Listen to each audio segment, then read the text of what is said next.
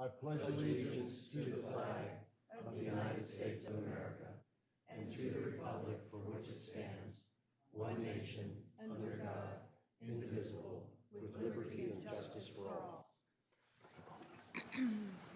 Thank you. And can you let the record show that all 7 commissioners are present, please? We've got a couple of pieces of correspondence that relate to a couple of different items that are on the agenda. They'll be brought up at that point in time. And we can move right into the city manager's report, please. Thank you, Mayor. Good morning.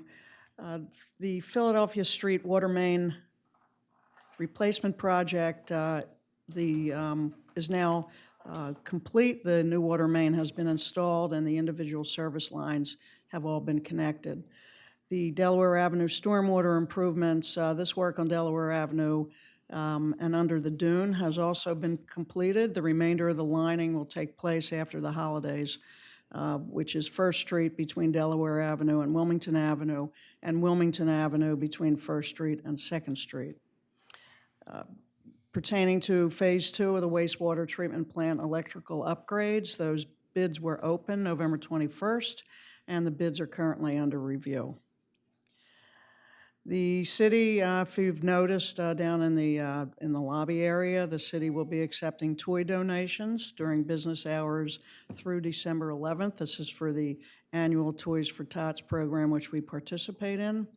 And the new and unwrapped toys are accepted. And that's my report, Mayor. Much. Any questions for the city manager?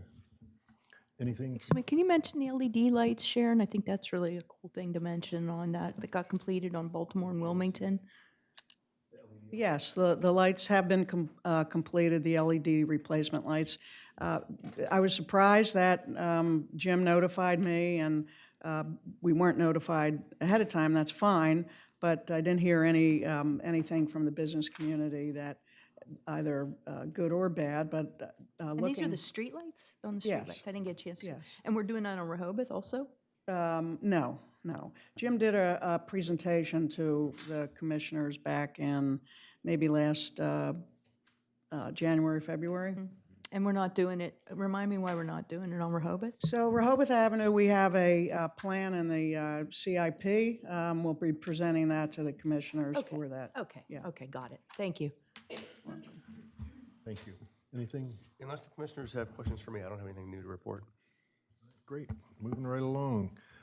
First, we've got a number of presentations today, and the first will be by Mike Wigley of Davis, Bowen, and Friedel on the potential Lake Gerard master plan. You want to introduce Mike? Yeah, certainly. Mike Wigley is our esteemed architect from Davis, Bowen, and Friedel. Mike, for those that you don't know, designed this building that we're in and we've been working in for 2 years now.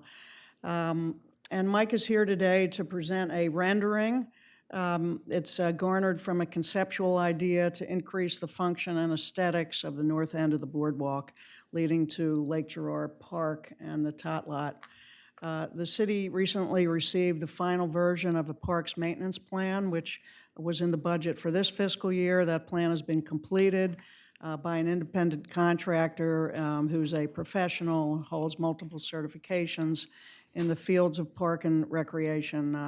That was Mr. Charles Emerson. The report identified park maintenance standards, park inspections, record keeping, park rules and regulations, accessibility, and also public information and education.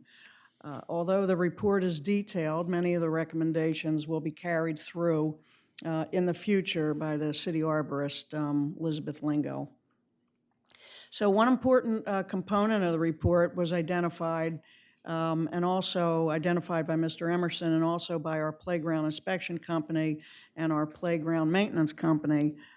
These are areas in need of improvement and items of disrepair, specifically the urgent need to replace the playground equipment at Lake Gerard Tot Lot. That will be included in next year's CIP, which you'll be hearing about in January.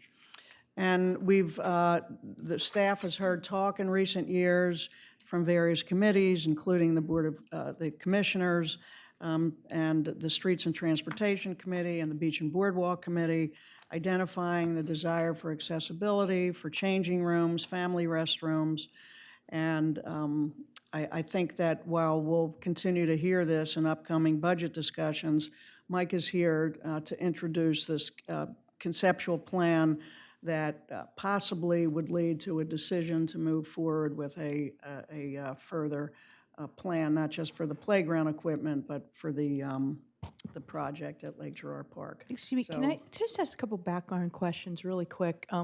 So was this architectural work paid for under the parks maintenance plan component of the budget? Is that part of it, or? No, the Parks Maintenance Plan was separate. That was a Okay. $500 inclusion in the budget. Okay. We have separate funding for ongoing consulting through our engineers, specifically, this with our They're like architect. on retainer, and this is one of the things that, and that's Yes. always in the budget, that Yes. retainer, and then this is one of the things you asked them to do. Yeah. Okay. And again, one of the reasons why we went with this is because that's what we're hearing on a continual basis from our committees and also from the commissioners. And then my second question is, as you did the parks maintenance plan, did we actually kind of maybe think about things a little differently instead of just maintaining what we have, looking at and questioning, do we need what we have? So for example, and I don't have opinion on this one way or another, but you say we need new playground equipment. Do we even need a playground? I don't know. I'm just saying, did we ask the question? We didn't ask the question, but it's been a long-standing playground that's been used, throughout the city. I think it's great to have more green space and more recreational areas for children. And this actually, when Mike gets into the plan, involves additional parking for that area, additional changing rooms, which is a new concept. Okay. So just status quo. We're just keeping things always the way they are, not questioning whether we need them or not. Okay. Okay. Mike? Well, good morning, Sharon. Thank you. Mayor, Commissioners, I appreciate the opportunity to be here this morning. In fact, the last time I made a presentation before this group, we were in the upper floor of the fire station. So I thank you for this opportunity. As Sharon mentioned, what I'm going to do is be presenting a concept plan, but I want to emphasize that this is an initial concept plan. And I think as many of you may know, it's oftentimes easier to start a discussion when you put something down on paper. And as an architect and a planner for 30-some years, that's certainly been the case that I've experienced. And I wanted to mention, too, for those that have worked with me or worked with our firm, that and other firms, too, that work with the city, that this is a process. And what you're going to see is just an initial idea. I don't want to be presumptive to think that all the ideas that you're going to see here are final. In fact, this plan I'm anticipating is going to evolve over the next year. And I would venture to say that there's going to be public input, there's going to be further input from committees. There'll be a task force, I'm sure, that will be probably put together for this, and so there's going to be an entire process to go through. So I don't want anybody to think that what you're going to see here is our opinion of what ultimately is in the best interest of Rehoboth Beach, because that's not the case at all. So we're going to be working together to make this a plan that works for as many people as we possibly can, and really work to build consensus as we go along the process. So if you don't mind, what I'll do is rather than first jumping right into the plan, give you some idea of what's there now and some of the observations that we've made and maybe some opportunities that might be available to you all as we get into the planning further. So if you look at the plan, and I hope everybody can see this okay, we actually do have boards we can put on easels, but I think this is actually larger and would read a little bit better for you. The plan is oriented north and south, so you can see the Atlantic Ocean over the right and the beach, and of course the boardwalk. The wooden part of the boardwalk you can see comes up here, and it extends to the north end of the Henlopen condominiums, and there's several buildings on this block, but just for the sake of simplicity, we'll refer to it as Henlopen condominiums over here. You can see the triangular park, open space, if you will, with parking around it. Surf Avenue leading up to North Shores, and the State Park continues up this way. You can see Lake Gerard down here on the left and the park itself. The playground that we've briefly talked about already, the existing one is located right here. So you can see Lake Avenue. It has parallel parking along both sides. And this part of Lake Avenue is coming from Rehoboth Beach proper, coming into this area. So when it was brought to our attention that there was some interest in developing the plan for the park and knowing that the playground would be phase one for the park, we looked at it and we said, you know, I wonder if there are some opportunities that we could consider. And one of the thoughts is that the boardwalk ends pretty abruptly right there at the north end of the condominiums, and unceremoniously in some respects. And of course, Rehoboth Beach has so many wonderful assets to it, and in this case, the boardwalk is one, and Lake Gerard Park is another. And the thought was, is there a way that we could maybe better connect those two? And we had the opportunity to also read the Boardwalk and Beach Committee's report. I believe it was the Streets and Traffic Committee that also presented some concern related to bike safety and bike traffic. We took those considerations into mind. There were like 8 options that were presented there. We're not at this point to say which option that we think would be the best, but what we hopefully have done with the planning of this park is make several of those options maybe even more viable for further consideration with those committees. So we wanted to take a look at that. How can we help relieve some of the congestions at the north side of the boardwalk where you've got bicycles, pedestrians, cars, service vehicles all coming together in a very small, acute area right in this location on the corner. We also wanted to see if we could maybe improve parking where parking doesn't necessarily back out onto Lake Avenue in some other areas. The parallel parking works out fine. We know how much parking is a premium in the city, and so we didn't want to do anything that would disrupt that availability. We also wanted to look at accessing the park maybe not only from the end of the boardwalk and then how does the boardwalk extend northerly, but also how can the boardwalk actually access the park in other locations. And you'll see Grenoble Place is located right here. One item of note with that particular street is it's excessively wide in terms of pavement. Even right now, there is angled parking along that street, and it doesn't necessarily have to be angled. You'd actually be able to get more perpendicular parking in there now, and you wouldn't have to worry if people were backing out of that space to have to make some gymnastics to get out of that street. So if it was perpendicular parking, even right now, you could restripe it, probably get 1 or 2 more spaces in and even improve the circulation there. But even with that, we noticed that the street is wide, and there might be some opportunity to get access from the boardwalk to the park, even from that location. So given those givens, let me show you the initial concept plan and give you some of the thoughts here. So probably the first thing that you'll notice is we introduced a roundabout, and that's for several reasons. One is it adds a bit more ceremony to the park and the location, the northern end of the boardwalk. It is a traffic calming device. This one's a little bit unique in the sense that the traffic circle will only be experienced by those on Lake Avenue that are traveling north. If you're on Lake Avenue going south back into the city, it's one way in that direction, and you're not affected by the park. The parallel parking all along the street remains the same as it does now with this particular plan. It gives an opportunity to present a more formal entrance to Lake Gerard Park at that location, and it also allows for connection from the north part of the boardwalk on over and around to the park in that particular space. You notice that we took out the triangular large park that all the parking surrounded.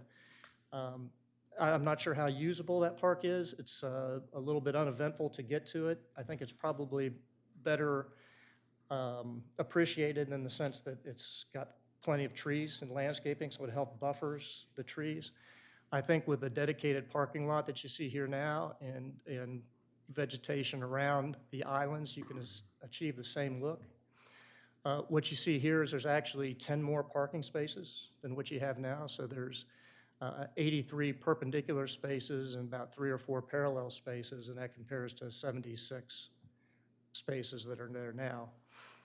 What we've done, you'll notice at the north end, is we've brought that parking in so it comes in parallel to Lake Avenue. And what that allows is a little bit more separation from pedestrians and bicycles that may be coming from the north end onto the boardwalk, so that we're trying to reduce that connection between vehicles, parking vehicles, and bicycles and pedestrians. What we've done on this particular plan is we've extended the boardwalk a little bit. We've also created what I would call a pedestrian bicycle boulevard. So that gives a little bit more of a ceremonial approach to this gateway site and the north part of the boardwalk. It also allows for separation of pedestrians and bicycles. And of course, these would be areas that we'd want to explore more with the various committees that are interested in it. In this case, in this plan, what we've done is we've brought those bicycles around on the north part of Henlopen condominiums over to the traffic circle and allowing to cross into the park area if that's their choice. We've also tried to buffer the north side of Henlopen condominiums, you'll notice, and create another pedestrian bicycle widened walkway that will allow you to get from the circle in the park to the boardwalk.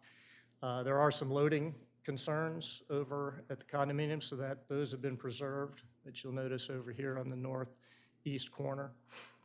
There's also parking garage access below the building, and all that's been maintained at this location over here on the west side of the building.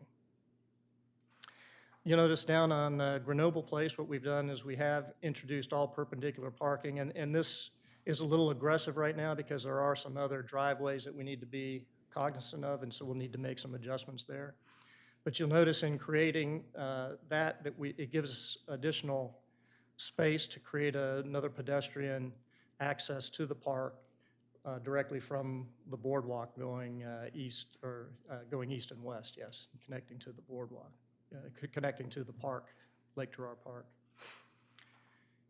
So, and then maybe talking about the park itself, if we go up here to what I would call the gateway entrance, you can see that there's ways for pedestrians to get around.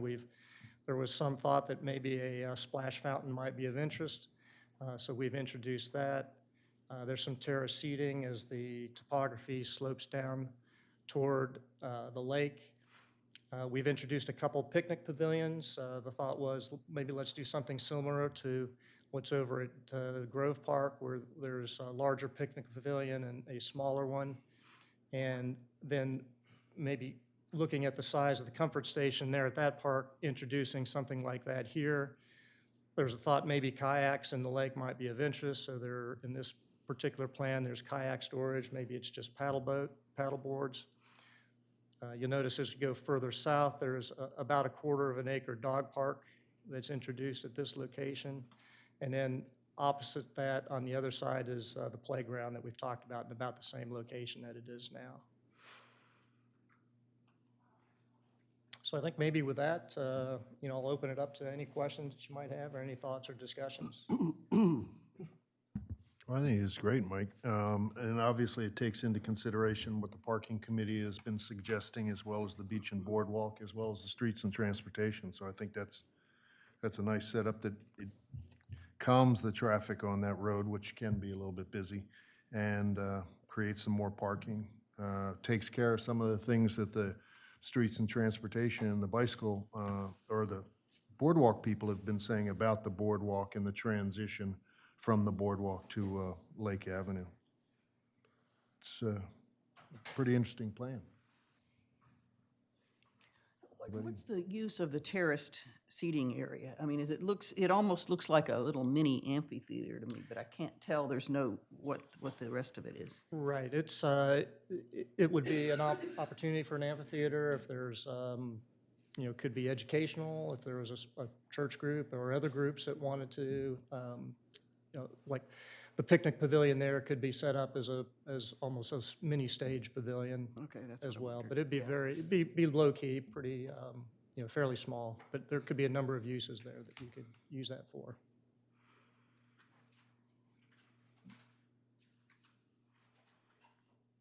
Mike, any specifics at this point regarding the proposed restrooms? One of the real needs that we have currently is the lack of family assistance restrooms. Yes, and we're looking at some of the other comfort stations as well, working in family restrooms. So that would certainly be a consideration here, that we would want that to be part of this. Very important. Particularly with the playground area, if that's to Right. be maintained. Good, thank you. Anybody else? Any questions for Mike? Just a few comments. I think it's really lovely. I mean, I think you did a really beautiful job. I guess my question is, when will we really get down into details about what should or shouldn't be there, or, mostly should, but for example, if there is going to be a place for kayaks, how will that work? How will that be managed? Just all of the details. So, So, no, I'm just wondering when that opportunity will arise. right, one of the reasons why we have Mike here today, again, just to present this concept of what we've heard and what other committees have been talking about, is to have an opportunity for the public. I know some folks are here from the Henlopen condominiums. And what I would anticipate is the next steps would be for public education input in a small working group that we and staff would put together and invite folks in to actually be able to talk about this with Mike and hone in on some more of the details. What will be presented is specifically in the budget, and your budget discussions coming up in January, will be money set aside for this project in a design phase. So then if not necessarily this particular scope of the project, what you're saying, but what comes out of it with education and public input, next would be funding for a design to then get together and approve this. It doesn't happen overnight, so the money would have to be there to take this concept into a design stage, and then in future years to see actual construction documents and construction as would be normal in any project. So you wouldn't envision construction until fiscal '22, right? Potentially, yes. Potentially. The design phase would be fiscal '21. Yes. You mentioned that some of the other parks they're considering or have been looking at. Is that true? Some of the Yes. other areas? So Mike and his folks, and that will be part of, you'll see that very shortly in what we have for the other restrooms, the public restrooms, concerning comfort, additional comfort stations, family changing rooms, and the like. So there's a plan for that. You've been hearing about that for a couple of years. We did that work this past, during this current fiscal year, and then we're expanding. We hope to expand on that, and you'll see that during budget discussions. One thing that I'd like to see, if we're investing in the park, and obviously the master plan, is the walkways around Lake Gerard. I think there's at least 2 spots that flood pretty frequently, particularly on the northeast corner where there's a larger tree, which makes the walkway impassable at most times. So I'd like to see that as part of a plan, a master plan, or addressed more immediately than this would be. Because that happens. They flood and the walkways are impassable often. Okay? Any other commissioners? Yes, please. Yeah, unfortunately, we need it into the, can't hear you. Jen Conisty, 42 Oak Avenue. I just want to point out that when I heard this was on the agenda, I was really excited because it's in the 2010 comprehensive plan. And one of the things that we point out in the plan is the massive amount of cement over on Grenoble Place, that huge wide road, and how things could be made much better. So if you haven't read the 2010 comprehensive plan, may I suggest you do so? Thank you. Thank you. Thank you. Good point. Anybody else?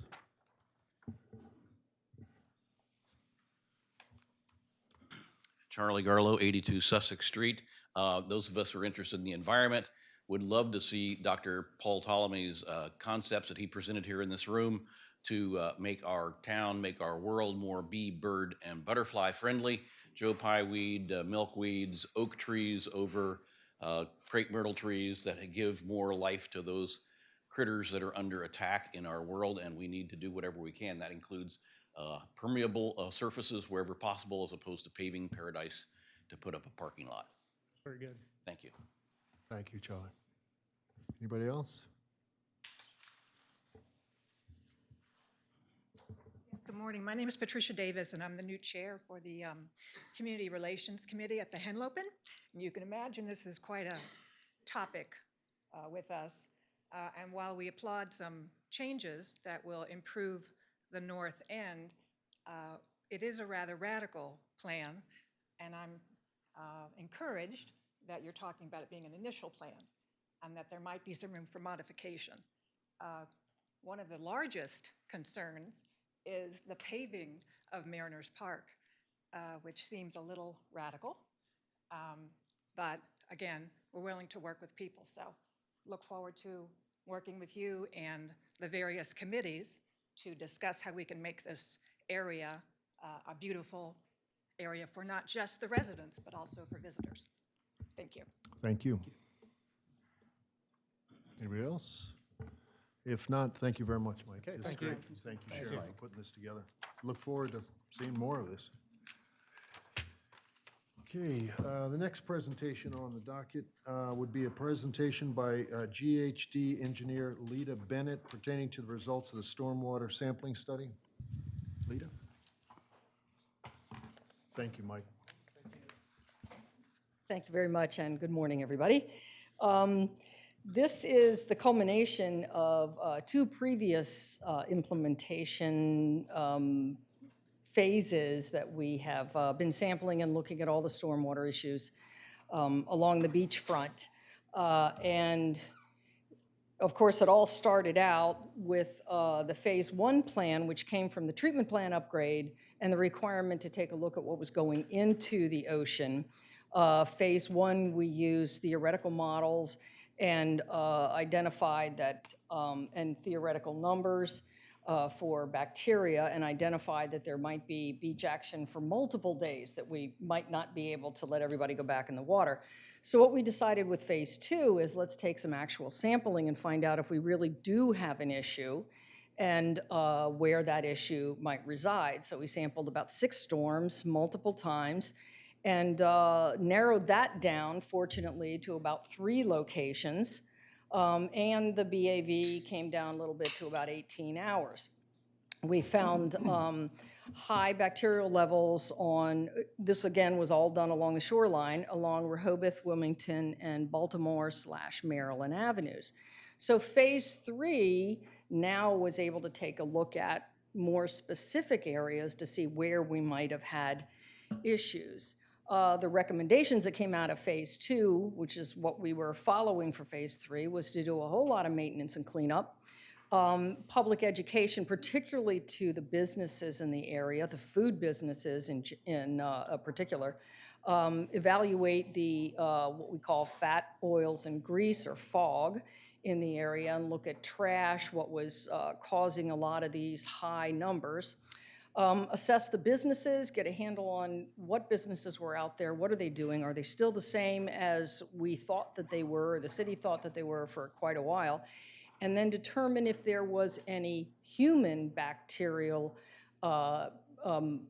enteric bacteria entering the system, which might tell us that there would possibly be connections to a sewer line as opposed to, not a storm sewer line, but a sanitary sewer line.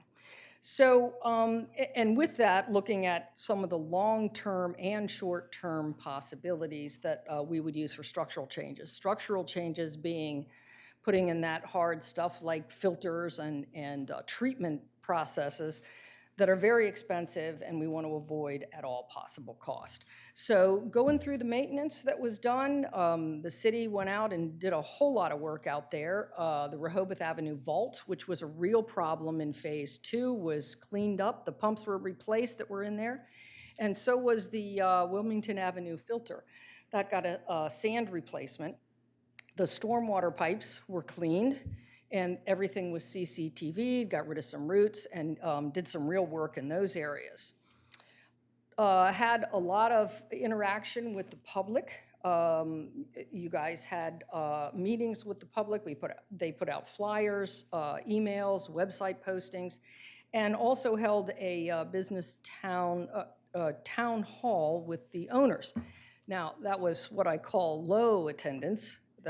One guy showed up, but word spread quickly when he went back and said, uh-oh, you guys need to clean this up. We don't want to see this. We had shown them what the results were of Phase 2 and that they needed to be a part of that solution. And so that did help. And then when the business site visits were done, they stepped up and said, yeah, well, this is something we really need to be aware of. And they were left with a lot of health department information about how the grease gets into the stormwater, what it does when it gets into the stormwater, and how to avoid it getting in there.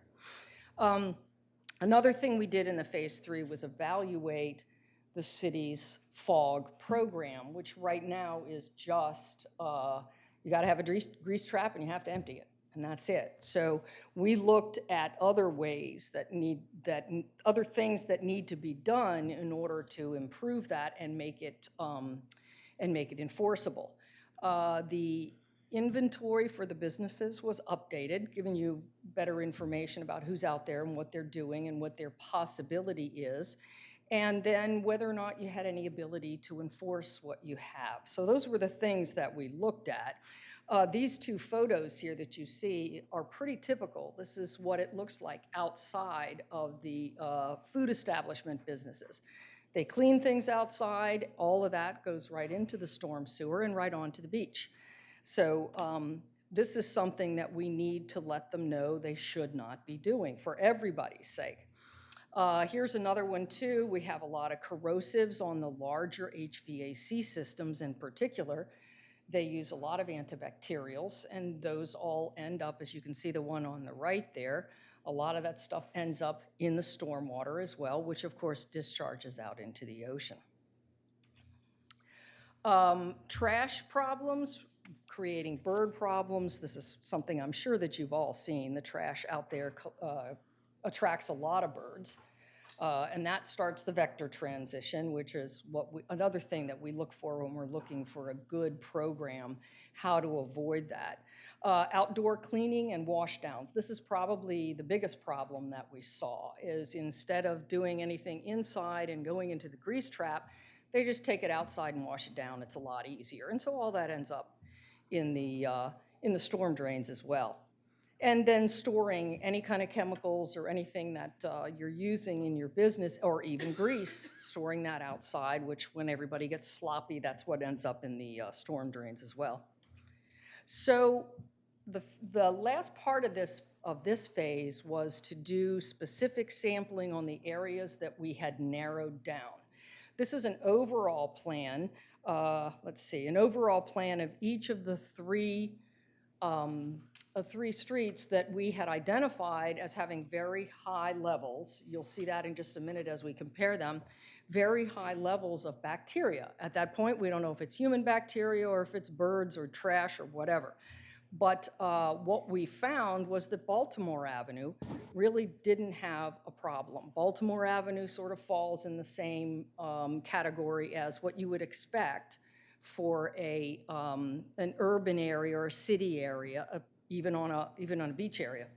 Rehoboth Avenue was okay down near the discharge, But I'll show you in a minute what caused us a little bit of concern about that. And we'll go back to identify or look at number 4 up there, which is very high.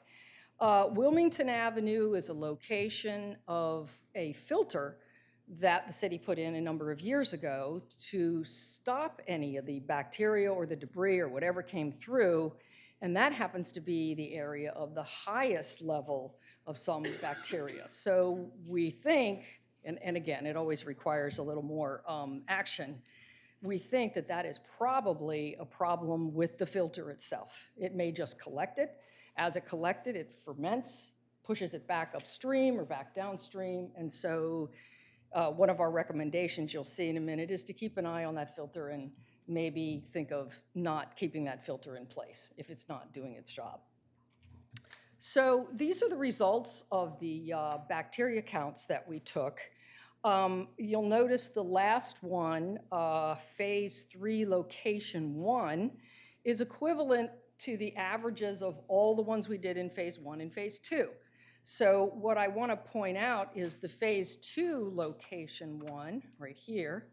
See the difference between all of this work that the city has done and what it is now in Phase 2 or Phase 3 Location 1, gone from 62,000. And remember, those are averages. Those were 6 storm averages. So it's just amazing how much it has gone down since the Phase 2 sampling. Same with the Rehoboth Avenue one.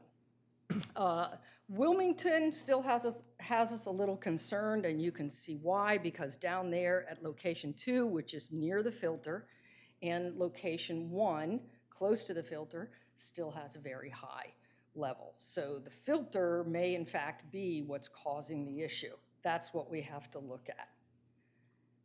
Okay, so along with that. Just really quick, the Sure, typical sure. stormwater, is that, Down at the bottom, about the 8,000. It's around, it's anywhere from 7,000 to 8,000. Okay. 58. Is that good? Is that within standard? It's That's normal? That's everything that comes off the street. You know, even bacteria is ubiquitous. It's everywhere.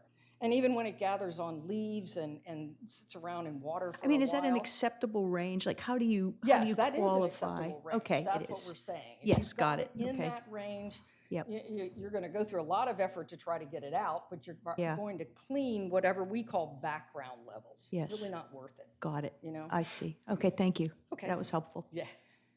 So one of the other things that we were concerned about was whether or not this was human, and it was a crossover with any kind of sanitary sewer, or whether or not it was coming from the birds or somewhere else. And oddly enough, Rehoboth Avenue was the only avenue that had any human bacteria in it. The others were non-human.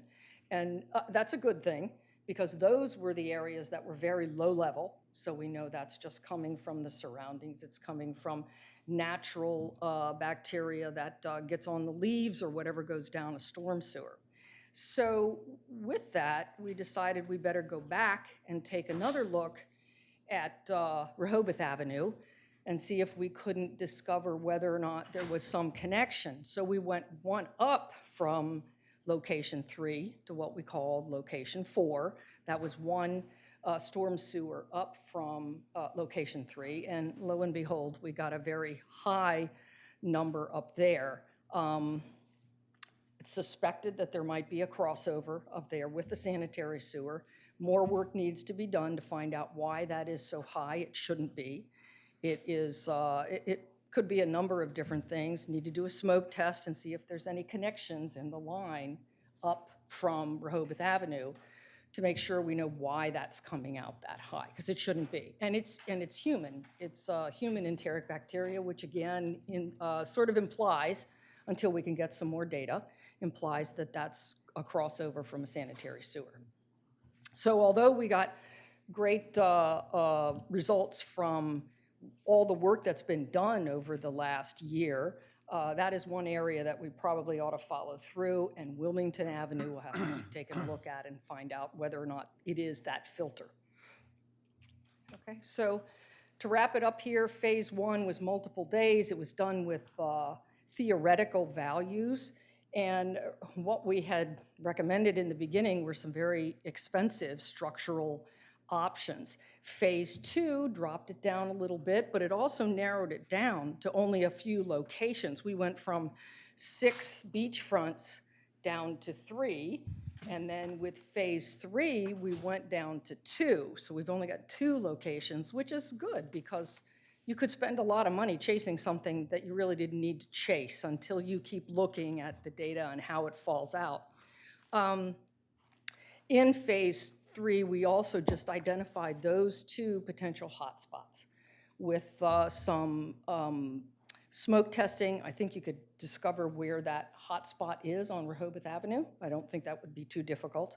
And then keep an eye on what's happening with with Wilmington Avenue and whether or not it's the filter causing that. And if it is, and the sand has been changed, and it's, I think the other issue I should mention is the maintenance on that sand filter may not be worth the amount of effort that you have to put in order to keep it clean. You may have to work on it every 3 or 4 months to clean it up, change the sand, put more sand in. That doesn't seem to be the best way to deal with the stormwater that's coming through. It might be to just disconnect the filter altogether. So that's an area that should be continued to be evaluated. The grease trap program, you need a grease trap program. You need something more than just have a grease trap.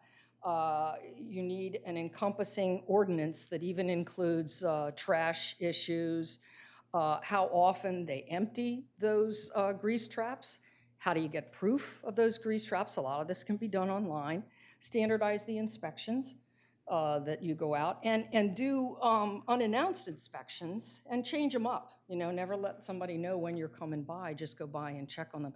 Many people, as soon as they found out that the team was coming by, the grease trap got cleaned up the day before. And everybody on that street got cleaned up the day before. So they are aware and they talk to each other. But it's best to have a regular routine program that you can keep on top of them. So overall recommendations, develop the FOG program, and especially for the food service establishments. That's very important. The pipeline cleaning, Kevin and I have been talking about that. Is it once a year? Is it once every 6 months?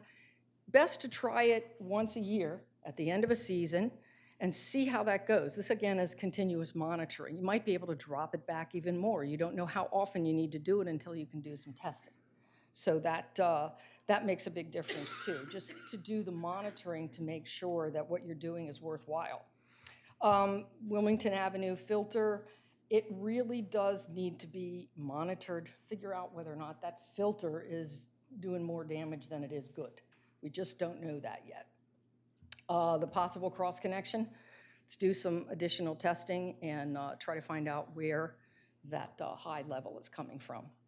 And the Rehoboth Avenue vault, we've got a few things that we might suggest with that, lowering the pump, but that seems to be working. It seems to be effective. The changes that were made just this past year seem to be effective. And then, of course, the continuous monitoring to confirm that all of these things are working and well worth their effort. Okay, any questions? Yeah. Thank you for the presentation. When did we, or when did you learn about these 2 hot spots being as negative as they seem to be? August, September is when data finally came in towards the end of September. We went out and took another look, and Kevin sent some folks out there. Yeah, and Kevin sent a few folks out there to take another look. Yeah. So there's currently no plan in place to go deal with them?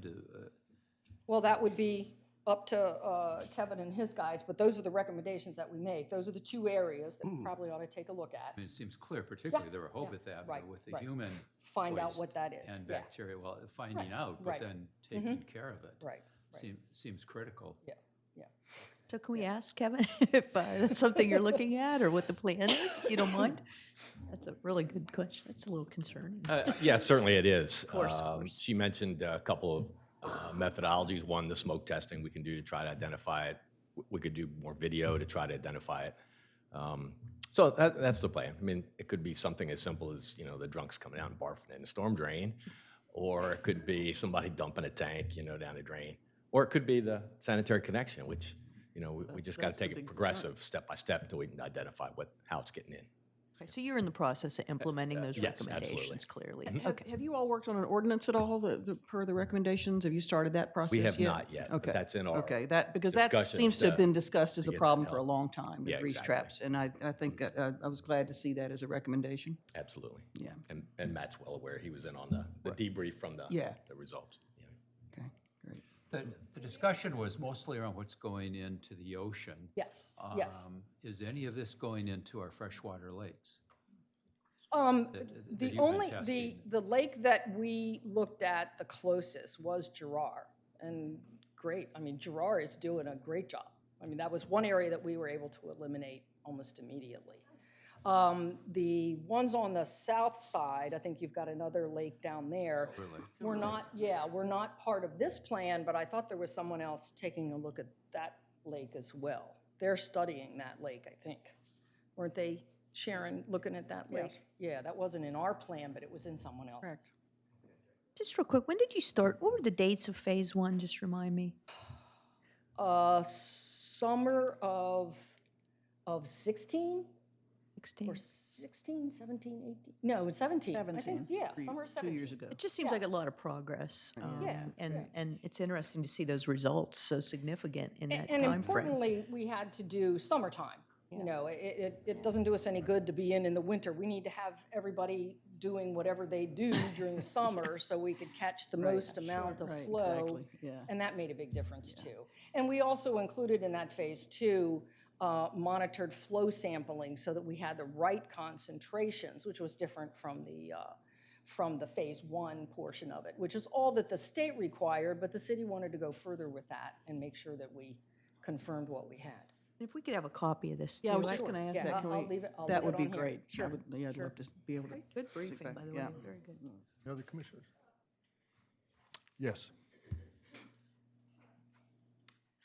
Good morning. I'm Sally Foreman, President of Save Our Lakes Alliance 3. I read all of your report, I think it's in 2016, the stormwater report to the city, and found it really informative, and also the fact that you had a great map in there of all the storm drains, which I think was lacking and now I know is available and I can refer to it often. And we did our own mapping many years ago on a project, and we found that at least 40 storm drains from the city go into Silver Lake. Yeah, right. And Silver Lake has a big bird population. There is also an outfall pipe that goes from Silver Lake into the ocean. Right, right. And Similar to Gerard. And I think that probably has never been tested. I mean, the lake has not been tested. I can't remember when, but certainly not since we've been in business for 15 years. So if there is a lot of residue, pollution, bacteria coming from those drains and then going into the ocean, that, I mean, I think that has an overall effect, right? Just not where the outfall is, but that's worth looking at too. Yeah. But rest assured, that's what that lake is for. It's to collect the sediment. We thought the same thing with Gerard. We were going to get something out of Gerard. Gerard's doing a great job. That lake may be doing the same thing. So I agree, it should be tested. But you may find that it's doing its job as well. Now, taking care of the lake is always a good thing because you don't want to, you don't want it to eutrophy. But you're right, everybody should take a look at the lakes and their effluents all the time. But how does it take care of itself? Takes it to the bottom of the lake, sits on the bottom of the lake. That's what it So does. it's And then what probably goes out the contaminated top, at the What goes bottom. out the top, which is what we found with Lake Gerard, was very good. It was probably the best of all the discharges along the edge of the ocean. It was probably one of the best. But Lake Gerard has a lot fewer storm Maybe. drains. Yeah, yeah, each one is different. I think it's something we have to follow up with. Yeah. Thank you.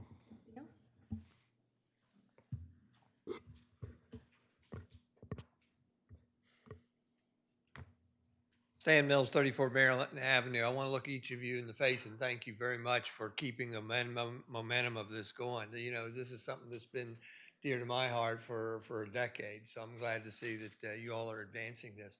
a couple things that I want to make sure on our radar. You know, the storm drain marking system needs to be updated a little bit because there have been some new catch basins added that do not have the storm drains on it. In fact, I've talked with Kevin. I'm going to get you some leftover storm drain markers. Hopefully you fulfill that. The other thing is I like to see this education of the food establishments to let them know that they are contributing to the problem, or many of them are. And as you know from previous commissioners meetings and slideshows, I've got 100 slides or so of violators. So I'm glad to see we're doing that. I guess I want to make sure that what also is on our radars is we've got this education of the food establishment, but also their vendors, if you will, need to be educated. You know, I've seen many steam cleaner, a company comes out in the middle of the night between midnight and 6 a.m. and steam cleans the hood filters on our sidewalks, which then of course goes down in the drain, things like that. So thank you for your report. Good job. Thank you. Thank you. Thank you. Anybody else? Thank you very much, Lee. This is very helpful. One more thing. The only thing I wanted to be sure of is that we are going to move forward with testing Silver Lake and making sure that it's as good as Lake Gerard, and I suspect that you all are doing that now, perhaps? Yes, it's part of that Silver Lake management plan, the testing of that. Okay. Separate from what GHD has done with respect to the outfall requirements. Okay, thank you. Thanks, Kevin.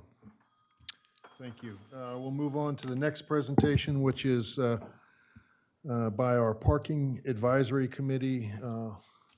Linda Kaufman, please. In your packet, there are some recommendations from the Advisory Committee, most recent. Good morning. I'm Linda Kaufman. I chair the Parking Committee. Appreciate a couple members of the committee being here, John and Jess and Mark. We have a small committee. There's two others not here, so there's 6 of us that have been working diligently on the parking for, I think, 2.5 years now. So this is the culmination of the second year of recommendations, and I don't have a presentation because you have the chart in front of you, but I do want to talk about a couple things and highlight it. Most importantly, what we did for this year was we took last year's recommendations and we reviewed every single one of them to determine whether we felt that they were still valid or whether they needed to be changed or whether they needed to be dropped. And so what you have in front of you is the sum total of all of those meetings and things. I'm going to highlight again a few things that I want to say to this committee, to the commissioners, is so important. One of the challenges we had with last year was that you implemented some of the things, but not all of the things. And as much as I appreciate and understand doing wholesale changes is difficult, I think it led to some of the challenges that we had this summer and some of the complaints that we had. So the committee, again, is going to encourage you to look at this as a whole and not piecemeal it, because the piecemealing creates challenges. And I'll illustrate a couple of those from this last year. And that's difficult, and we understand it's difficult, but this is a plan, and the plan is to do so that each piece works together. You know, our goal from the beginning, and I've said this before, was to create more parking without physically creating more parking. And to do that, it requires moving people around, it requires limiting where people can park for lengths of time, it requires a lot of different things, and if you only pick some of those things and don't do it in total, you're going to, again, not really implement the plan as it should be and would work better. Having said that, there's a few things that I want to highlight on this. There's a lot of things that we didn't even tackle because they've already been implemented. So in chart form, you'll see where we just said no change, no change. But 3 or 4 of the big ones, and I'm going to tackle the toughest one first. At our recommendation, you implemented a 3-hour maximum parking on some of the blocks of Rehoboth Avenue and some of the, what we call the core area. And the purpose of that, and I'm going to say this over and over again, the purpose of that is to create turnover. The meters create turnover. They're supposed to create turnover. They're not supposed to be all-day parking all the time in certain areas. And so we determined as a committee that there was a core area that needed to have that turnover so that it wasn't one car parking there for 8 or 9 hours, but had the ability to have 2 or 3 or 4 cars so that the businesses had the ability to have more customers come in. So the real dynamic is the people coming in to shop versus those going to, say, the beach for the day. And so the theory and the concept was, don't let the beachgoers park on Rehoboth Avenue in the core business area. Put the beachgoers into the outlying areas, let them park all day, and keep the main area open for that turnover that is so important and so required. So the good news is you implemented that. The challenge is that it was implemented without really a good sign program, without a good education program, and without any kind of real public relations. And I'm going to stress this to the city. You've got a person that does communications, and this is critical that it gets communicated. And I'm not faulting anybody or whatever, but it came as a big surprise to a lot of people. And as a result, you will hear, I guarantee as you debate this, you're going to hear a lot of people complain about it and say it was a total failure.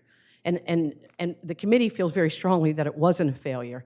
It was just a failure to implement it completely with the sign program, with an education program, with brochures, with knowledge, and all of the things. The concept, again, come down Rehoboth Avenue, go shopping, do what you're going to do. If you want to go to the beach all day, we have blocks that are 10 and 12-hour meters, and that's where you should go. But what happened was people came down, didn't know that it was being implemented, didn't know where they could go, and didn't have any good sign program. Now with MERS and a few other things, and hopefully with getting your communications people on board, we can get a better education to that. We still feel very strongly, and this was the hottest topic that we debated. We spent quite a bit of time on this issue. And when it came down to it, we said that it's still very important to do. The compromise that we came up with and is in here is that rather than a 3-hour time limit, make it a 4-hour. And I'll explain that now, and then I'll go into how we came to that decision. So the reason we compromised to 4 hours was there was enough input that said to people, okay, I went to a restaurant, and I had an hour-and-a-half wait, and then I felt like I had a rush. And so we felt that the 4 hours was a way to make that compromise. Also, keep in mind that your meters now go off at 10 o'clock. And so when I come in at 6 o'clock, I don't have to worry about moving it. If I come in at 7, I absolutely don't have to. If I come in at 5 o'clock or 4 o'clock because of happy hour, I'm still being given that 4 hours. So we compromised on 4 hours. To come to that, we did a significant amount of work. We had public input. I'm happy to say that we actually had people attend our hearings, our meetings this year, and gave us input. We went to the chambers, what was that group called? The Downtown Advisory. Downtown Task Force, thanks. And took a lot of heat for everybody. That's okay, it's parking. For that change. And what the biggest thing that we heard from everybody was it just didn't seem like it was fair. They didn't understand it. There was a lot of conversation.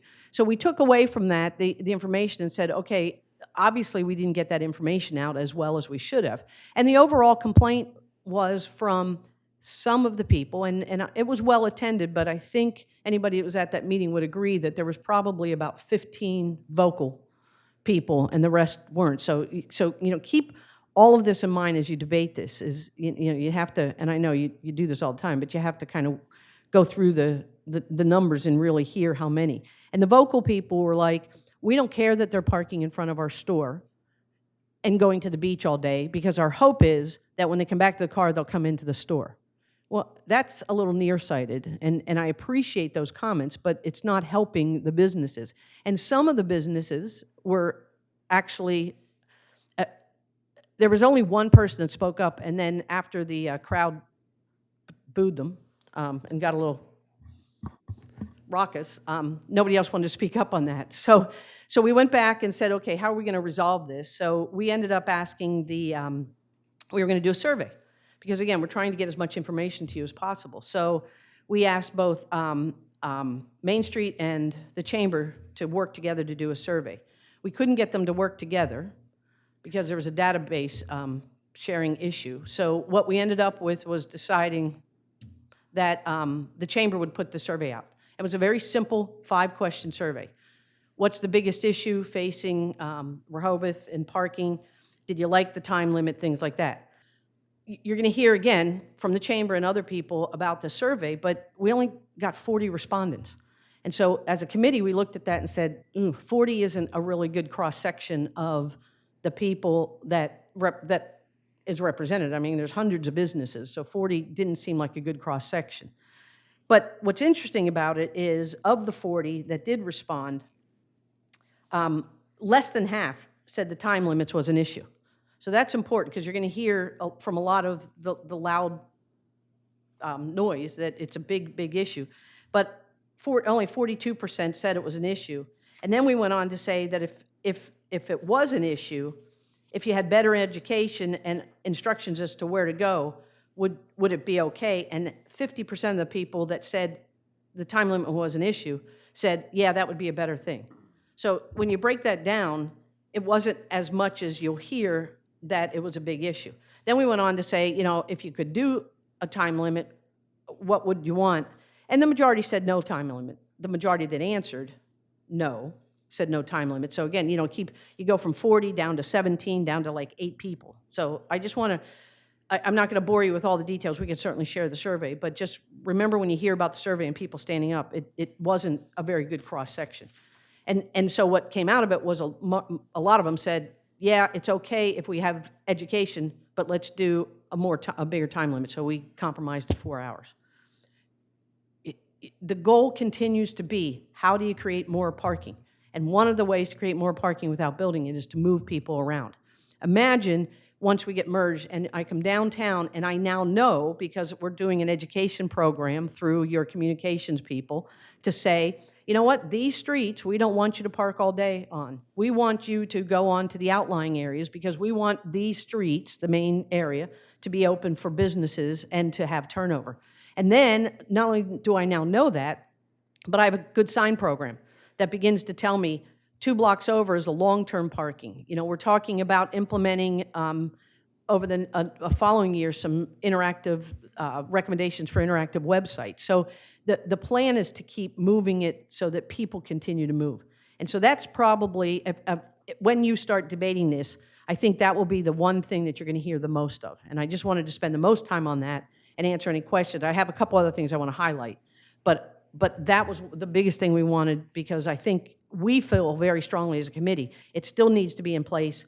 4 hours was a compromise. Many of us still felt that 3 hours was good, but 4 hours was a compromise, but it needs to stay in place, and that it is important as we get better signage and better information that people understand as they come down, don't park on the first block of Rehoboth Avenue and go to the beach all day. That's not the place to be. If you want to go to the beach all day, go to this block or wherever it is. So I don't know if you have questions on that or if you want me to keep on the few other things. I do.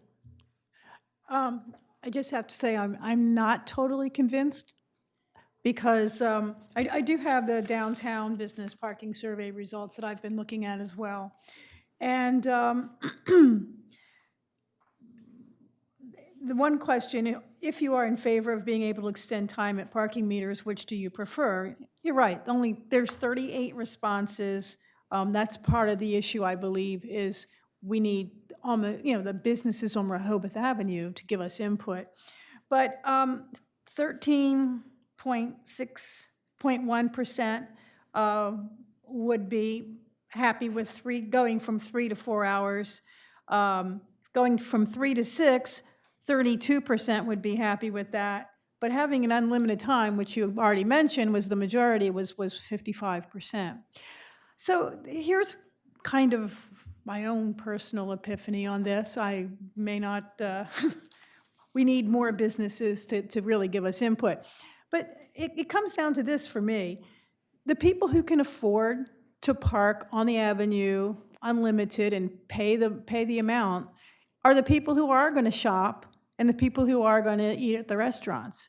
And the biggest complaint I heard is when they had to move their car, they couldn't find parking afterwards, and so they left town.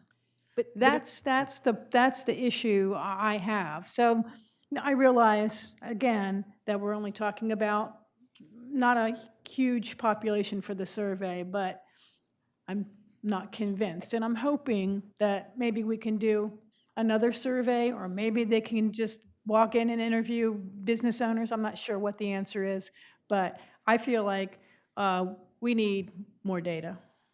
So to that point, trust me, we tried. We advertised it. We went to the chamber. We put out the survey. We went to Main Street. So I support it 100%. We tried to get as much data as possible. To your point, though, yes, the complaint that we heard overall was, I got there, didn't know I had to move. I had to move after 3 hours, and I didn't want to get in my car and move, so I left. We heard that. So our point is, if they don't park there to begin with, and that we get them to where they should go for that long-term parking, then that problem goes away, because they don't have to get in their car and move. They're already 2 streets over where it is long-term parking. You know, I'm going to say this, these are difficult issues, and I'm not arguing with that, and they're not popular issues. But, you know, without sounding whatever, the turnover in the core area is parking 101. It is the most basic concept of good parking management. Without it, you're creating parking lots in the city, and that's what you're having because you're not having turnover. So I respect that. We tried, we got as much information. There are some vocal people, and I appreciate where they're coming from. I mean, I appreciate what they're saying, but it's a plan that works with everything to make the parking better, and that's what this committee has been trying to do, is how do we come up with a plan that works for everybody? You're never, trust me, I've been doing this for way too many years, you will never please everybody in parking, ever. Can I ask a quick question, Linda? Oh, I'm sorry, Susan. And I do Go have ahead. 2 other No, go parts ahead. I want to highlight, but on this. Well, I'm so glad to hear you say that, talk about the public education piece of it and the signage piece of it, you know, before giving up because that is obviously the key. And I wonder and I don't know if the final wording may not have been worked out yet for the merged signage, but it needs to be clear, you know, what the short-term area is and what the longer-term area. And I don't know whether they're going to say on it 4 hours, whether the signage is going to say 4 hours, or whether it's just going to say short-term, because if it ends up getting changed the following year in terms of the number of hours, then you got to redo all the signs. So I don't know what the specific plan is, but I saw a draft of it early on that had some of the signage for the non-core area said additional parking, which really doesn't say anything. The word additional doesn't really tell you anything. So I just think it is key, because you hit the nail on the head by saying that the way the signage is done and the way it's implemented and the way we educate people is the key to the whole thing. And we've been making recommendations. Yeah. Mark, I believe you've been working, who in the committee has been working on the merge recommendations? I forget. Was it Randy? Somebody, one of us. Yeah. Has been looking at that and trying to make some recommendations. Yeah, We were invited to be part of that. Yeah. None of us were able to Right, attend the yeah, meetings, yeah. and, you know. But I mean, as it gets closer to implementation, that's Yes. really going to be the key to the whole thing. I actually, I really agree with what Commissioner Gay said. And I thought this last year when you gave your presentation, and you very much underscored the importance of having the signage and communication and a public relations communication type effort tied into the new parking changes. We didn't do that. So for many reasons, I'm not pointing finger, I'm just saying we just didn't do it as part of the new changes. And so my question is, should we really kind of put a hold on making any more changes and put the signs in place, do the PR campaign, do the communication, and then assess kind of where we are? I'm just wondering what your thoughts are on that approach. Well, and if you look at the recommendations, except for a couple issues, that's pretty much where we're at. Yeah. The recommendations pretty Yeah, much, we okay. reviewed them all and said, boy, there's no need to change. And I'm going to highlight the 2 or 3 that we did. Great. But we feel very strongly that with a better education and better information, I mean, put yourselves, we've all pulled into cities and parked. Yeah. And every other, I mean, major cities, and we're a major city in the summer, you know, have really good directional signs that tell me where to go. And I get to this intersection, and I know there's parking that way, and there's, you know, whether you use the long-term, short-term, people recognize that. It's there. We don't have that yet. We're getting to that, and that's good. So I would recommend that you don't do too many major changes, because you end up disrupting the work. The reason we brought up the 3 to 4 hours is I guarantee that when you start debating this, you will have a lot of people on that one issue. And we feel very strongly that, as difficult as it is, it probably shouldn't change, except maybe to go to 4 hours as a compromise, which is a minor change versus eliminating it. Would you mind, since we're on it, what are the other two changes? You Yeah. said there's like three maybe that you would recommend, even though Well, we so, haven't done the signage. so we originally. Strongly recommend. I mean, I Yeah. read your report. Yeah, but if we you could- originally talked about extending the permit season into the evenings, and we debated that at length. And what we determined was that what used to be the issue of employees coming at 1 or 2 or 3 o'clock and taking up the spaces, and non-residents, customers coming and taking up the spaces, is really not the issue anymore. What we came up with our unofficial, because we didn't do any formal surveys, but we, a lot of us walked around and did whatever, is what's really happening in the neighborhoods is the larger houses, rental houses that are bringing 4 and 5 and 6 cars and parking them on the street all day, starting Saturday morning and not leaving until Saturday. And so extending the permits into the evening wasn't going to really benefit that. For that big of a change, it wasn't going to make that big of a benefit. The real issue in the neighborhoods anymore, in the majority of the core area neighborhoods, is the 4, 5, or 6 cars that come with every rental house now, where it used to be 1 or 2 or 3 cars. And so extending them doesn't do anything. What we found also, as we talked to more of the businesses and we talked to a lot of the employees, is that they're all coming at 1 or 2 o'clock anyway. They already have a permit. So the only people that aren't getting the permits are now getting free parking, and that's not a bad thing to offer after 5 o'clock. So we backed off on that, and again, it would have been a dramatic change, and we felt this year was probably not the year for dramatic change until some of this other stuff got implemented. The third piece, that was a really difficult conversation from a standpoint of trying to figure out a good solution, was the meter season. What everybody agreed with is that meters need to be in place during the peak season. What the debate came down to is, what's the peak season? I mean, and that was a huge debate. There was someone on the committee that felt it was Memorial Day to Labor Day, period. That somehow, Labor Day happens and the season ends. Some of us, I included, felt that, the peak season really starts somewhere, we could live with Memorial Day, but clearly goes into the end of September and could even go into weekends into October. There was some discussion even on year-round. And I'm sure that that's going to get the newspaper headline, so I'll just, throw that out. Always careful about what you say. It's not in the recommendation. It's not in the recommendation. Well, here's a question in regard to that.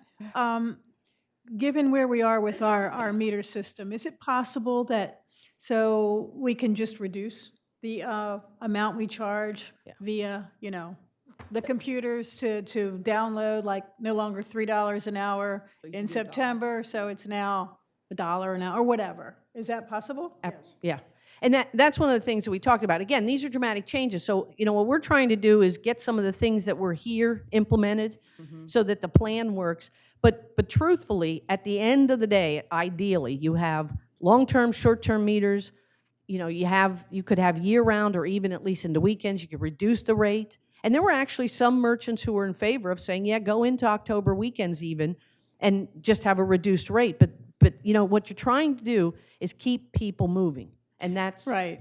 So well, I think the whole idea of reducing the rate is a good one, because the one thing that I have heard over and over from businesses and from the chamber is nobody really cared that much about the rates. Nobody did. They didn't care about the cost. So perhaps if you reduced rates to $1 an hour, people will say, "Yay, let's go to Rehoboth." I don't know, but.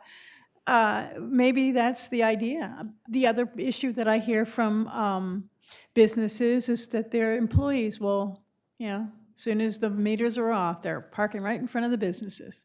And so this is a really interesting thing that happened. So we went to the chamber thing, and had the vocal people, and so they were all like, the best thing that happened to us was Meterless Monday. It was a great promo, and I agree. It was a great promo. And so that was their proof that, we shouldn't extend the season or anything, because they had this great promo for Meterless Monday. And so I threw out just a sort of rhetorical question. I said, well, if Meterless Monday was so successful, why don't you make it Meterless Summer? don't put meters at all in the summer. And I mean, I said that sort of tongue in cheek, but throwing that out. And all of them right away was, oh, no, no, no, no, we need the meters. And so we kind of got into that discussion of, well, when's the magic time when you need the meters and you don't need the meters? And nobody could really come up with a good answer on that. But that's the challenges that you face is, for them, Meterless Monday was a great promo. And so that marked the end of the meter season. And, you know, meters are always the you know, horrible things that cities put in place, but, you know, they work. But they weren't willing to give up the meters in the summer because they realized that they needed a turnover. So what that really tells me and what that says is people understand the need for turnover. It's just, when does that turnover stop being needed? But the moment it happens, and I mean, you've all been here, even on some of the beautiful weekends now, it's crowded. Yeah. And so you really could do longer. So, you know, I think those are things in the back of your mind that you need to take a look at a reduced rate, or weekends, things like that. So I'm sorry, is that one of the ones that you are strongly recommending we do this year or not? No. Okay. We came You up just- with. Just let us, if you could, as you're talking through them, which ones do you absolutely think So we should the do? change Yeah. we think you Thank should go is from 3 to 4 hours. Okay. Okay, on the time limit. And we didn't even touch on it again, but limiting the amount of permits to residents to the 222 that we talked about. You know, we talked about that before. 2 permanent, 2 temporary, 2 scooter. They're still allowed to get as many as they want, but they would have to purchase them. Our concept there is to try and get even the residents to participate in this reduction of street parking by getting more people maybe into their driveways and less on the street. So we felt strongly that we still needed the 222. And that was met with some opposition because there are some people who had 5 cars. And, you know, the answer that we said was, you can get 5 permits, but you get 2 for free and you pay for 3. And that's, so we're not saying you can't get them, we're just saying that they should also contribute to all of this. You know, I'll continue to say this. The permits are one thing, but they're also a very valuable resource that you have. And so, you know, giving them away to people all over the county because they happen to have their name on a deed is something that you probably should look at from a revenue standpoint too. So that I guess is a change. It's the same recommendation as last year, but we put it in place again. And then most of the others were administrative things that are being implemented, but we feel very strongly need to be implemented in full. So kind of the highlights just to go is we didn't do anything with the meter season. And again, the reason behind that was lack of, we couldn't get a consensus, but also let's not make changes while we're trying to get some of this other stuff implemented.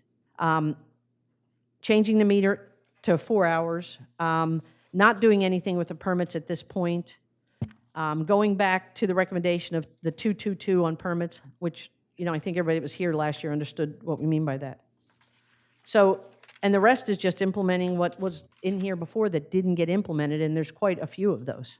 So the only 2 major things that you'd say, okay, let's do this even, you know, while we're putting in the signs and such, are the 3 to 4 hours, you know, moving from 3 to 4 hours in the commercial first blocks, or first and second, and then limit permits to 222. That's the only 2 you're re-recommending, I mean, strongly for this year. For this year. So understand, because so many things didn't get implemented last year, we feel that the meter season needs to be changed. We feel that changes have to be made maybe in zoning. There are other items that we're going to discuss, but to get this year, we're requesting those or recommending those changes and everything else that was in here that didn't get implemented last year. Oh, and everything else. Well, because the this ones year. that say, there are quite a few that say needs to be enacted fully. A lot of them are administrative things. Administrative, right. Okay. Does that make sense? Going back, oh, sorry. Like the comms, yeah, I read all those, I mean, but, so you're recommending those also get implemented fully? Yeah, so in other words, report was last year. Yeah. We had 18 recommendations. A couple of them got done. We looked them over. We took a couple of them out.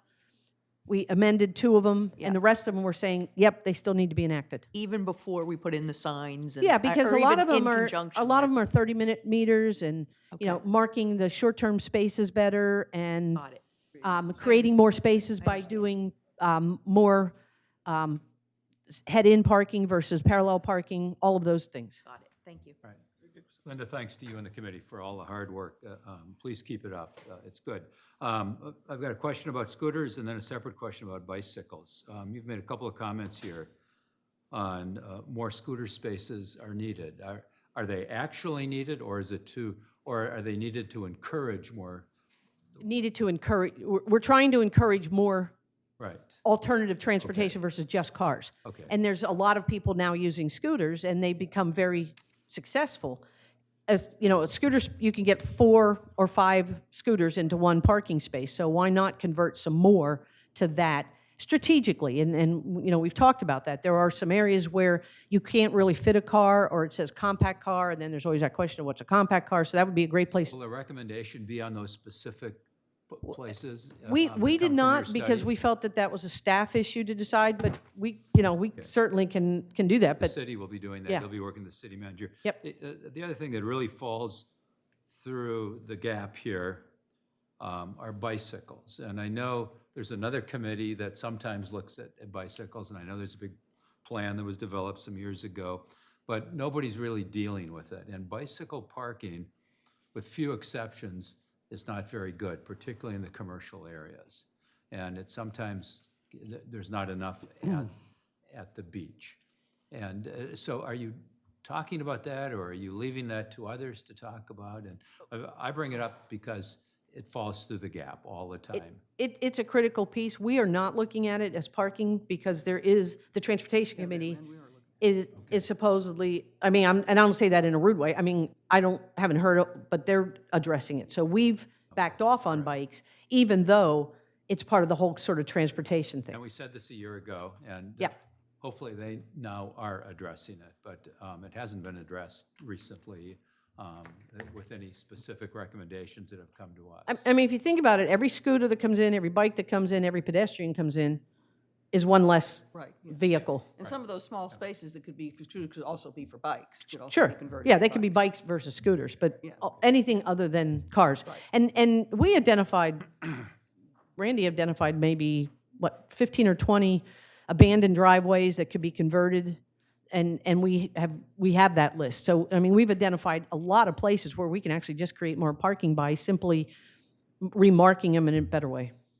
So just to clarify about the season, when you all said you couldn't reach consensus, and I watched some of your meetings, but not all of them, did you talk about it just in terms of the dates, or was there discussion about taking the rate down like to $1 and seeing how that played, or were We you- talked about all of it. Okay. We talked about the season. Okay. We also said weekends in October. We talked about the rates going down in the weekends of October. I mean, there's a lot of nuances, but in our mind, if you take the few changes that we've said, plus implement the things that we didn't do last year, Yeah. that are all highlighted on this, that's a lot of change. Oh, yeah, yeah. And then And- tackle right, those yeah. next, you know, this is a process, and Right. then tackle Well, those other I issues. just have to, I agree completely with what Commissioner Calusi said about, you know, looking at charging a very low rate, but keeping it going, because it seems like so many people don't, this has been something I've been struggling with for a while, is I know many people say they don't, from the surrounding area, don't come here in the summer because of the crowds, or maybe even because of the cost of parking.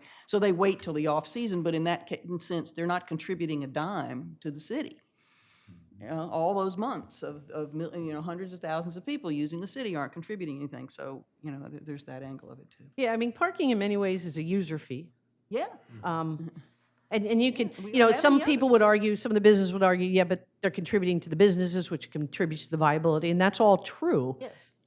But it's still, Which is why you want to make it painless. You want to make it a level that is like painless for people, or, you know, or only at certain times. I don't personally believe that we are a Memorial Day to Labor Day Right. town anymore. Yeah. I mean, that's just not what we are. Did you all discuss the idea of the meterless Monday on more than one Monday? Yeah, anything like that is a great concept, whether it's a Monday or a Wednesday or the middle of the week, or, you know, whatever, whether you do it in evenings. There's a lot of promos that you can do in conjunction with some of the changes. And so, you know, yes, we absolutely said, I really think we should look at that. I mean, I think we should look at, because if we use our PR appropriately and the communications person can get that information out all the time, we'll find maybe people from Lewis deciding to come here, which they don't want to The Of only course, I don't thing- want to go to Lewis either, but The only thing I would recommend, strike that comment. The only thing, the only thing I would recommend is if you do that, is that you then have some observers to figure out whether they're actually people coming in and taking advantage of that, or if they're just employees who for that day aren't, and that's always the thing, as soon as you know, you ask most employers, and they will say that as soon as the meters are gone, it's their employee that parks out front, even though they tell them. And then they tell them, well, don't park in front of our store, park down the street. So, so I would say that if you do that, then you get either the Chamber or Main Street to put some observers out there and just follow up and see where the people are going. And if they're going to shop, then it's a success. If they're coming to work, not so successful. right. I'm sorry, Linda, just maybe after this meeting, so I don't have to keep asking. It's just me. But I'm not clear, like, exactly what you're recommending for this year. Okay. You don't have to go into it. I don't need to waste everybody's time. It could just be me. I think it's the two items that you said, and then everything in this column that says need to be enacted fully or needs to be implemented. I think that's what you're saying. That's what we're absolutely saying. So Okay. needs to be enacted fully basically says use technology to, like, Right. as example, to issue Great. permits. You've already started that, keep enacting Great. it. Yep. Create criteria for placement of the 30 minutes. I Right. don't think that's been done, so it needs to Got be it. enacted. So Yep, these fair. are the things that we said needed to be done before. But things like raising rates or changing the season, you're not recommending those for this year? We are not. Okay, I just wanted, okay, so I know, I have a list now, I think, of what And you've you're got- recommending for this year. All ongoing by administration, is that everything that the administration has accepted and is working on? Is that true? Yeah. Okay. We've met, Okay. I mean, I'd like to believe that we've done as much outreach as we can. We've met, with the city manager several times. She has graciously attended our meetings many a times, and we kind of put her on the spot and asked questions. We've met with the merchants, we've done surveys, we've gone to the chamber, we've tried to reach out so that we've done a lot of the legwork for you all. But ultimately, when you start debating these, you will get a crowd and, because it's parking. Does the fact, Linda, that we actually exceeded our revenue target pretty significantly this year in terms of parking revenue, does that change any of your thinking or recommendations or the group's approach to this project or to these recommendations? It's, unless you know exactly why, that's hard. I mean, some of that is because the rates went up. Right. Clear and simple. Some could argue that it was busier and more people. Some would argue that it wasn't. I mean, we've heard people say, well, and this was one of the, and I sort of digress, but we had one person say, I looked out in front of my store in Rehoboth because you put these limits in and there were spaces open. And we were like, yeah, that's what the goal was. So people equated empty spaces to people not being there. And that's not the case. And so the fact that the meter revenue was higher, I mean, I'm sure Sharon has a better picture on it, but it has a lot of things to do. And, it could be that people felt that there was more availability, and so they were here, but the rates went up, a lot of different things. Okay, thank you.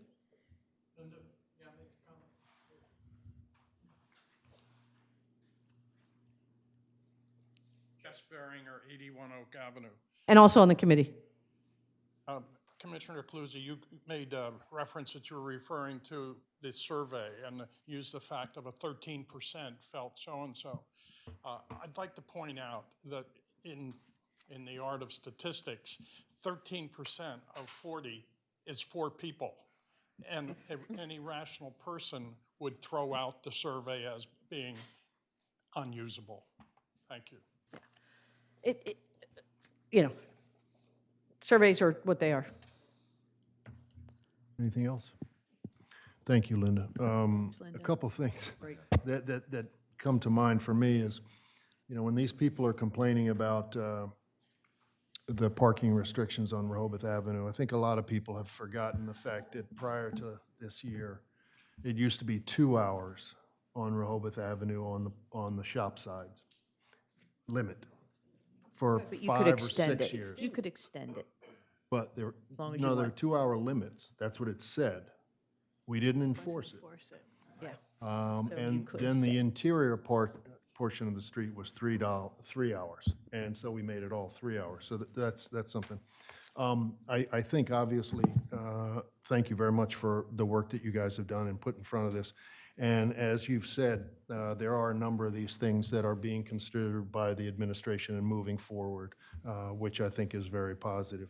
I think, these are things that we will discuss further as we get into the budget session from the perspective of looking at what we need from a labor perspective to accomplish a lot of these things.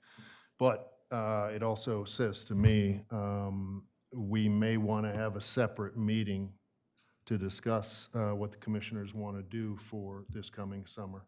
I don't think there's that many things in here that we were not addressing at the moment that affect the budget. But from a conceptual perspective, whether we want seasonal stuff, hourly stuff that we want to do. But I agree with the suggestions that you have made and some of the things that we haven't done. I think the signage will help a lot. I've said this a couple times over the last couple of years. I think parking, as much as I'd love to have it all done in 1 year, I think it's a 5-year plan at best, especially in a place like Rehoboth. And we'll try to do as many things as we can, but there are also stumbling blocks that we run into. I mean, one of the things could be the technology. As much as we are moving forward with technology, we still have 30-year-old technology. And if we were to go around and have rates in the off-season, right now, we're not that capable of it because the single-headed meters couldn't basically be adjusted as much. But it may give us impetus to have rates on Rehoboth Avenue or in the core business district and free everywhere else. That could conceivably, with signage, push people the way. But I think these are things that we have to discuss, and I think it's going to probably take more than a 15 or 20-minute discussion. Okay. Anything else? Linda, while you're still there, can I ask one question?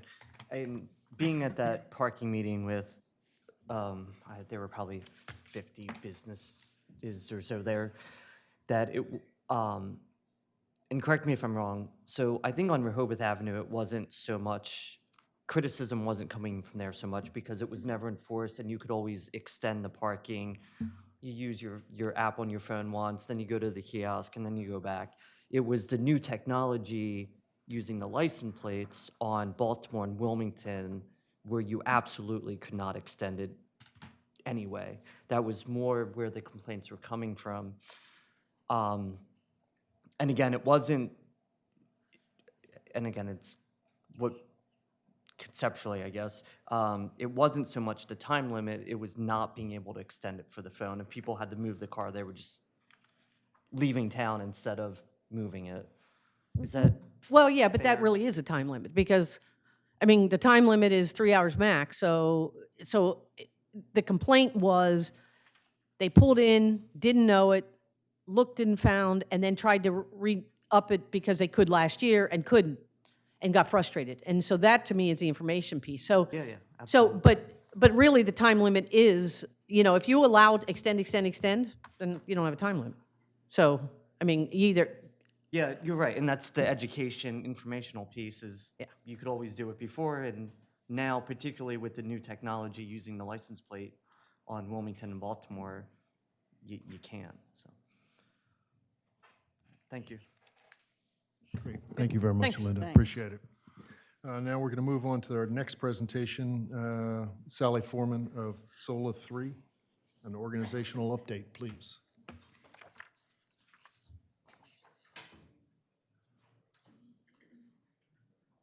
Okay. It's going to be a test of if I can do more than one thing at a time. So the first thing I want to do is get up our website.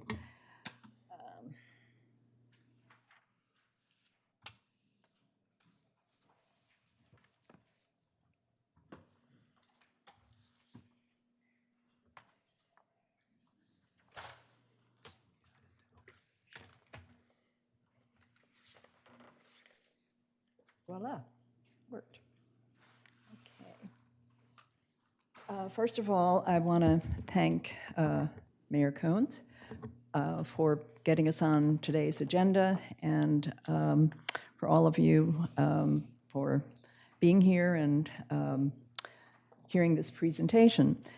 And it's somewhat timely in that this is our 15th year since we were organized, and What I'd like to do today is recap some of the highlights of what we have done in those 15 years and also let you know some of our current priorities.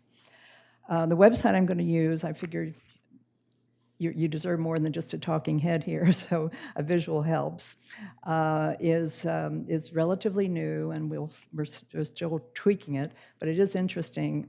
Our very first website was actually designed by Commissioner Caluzzi, and we've had a few reiterations of that. Our logo was designed by someone you, I'm sure, know, well-known artist, Dale Sheldon, and I'll show you that in just a minute. But I always get concerned about this photo because it looks like you might be in the Caribbean and you could jump into that water. It's a little too blue, so we may have to make it look a little realistic. Okay, let me get down here.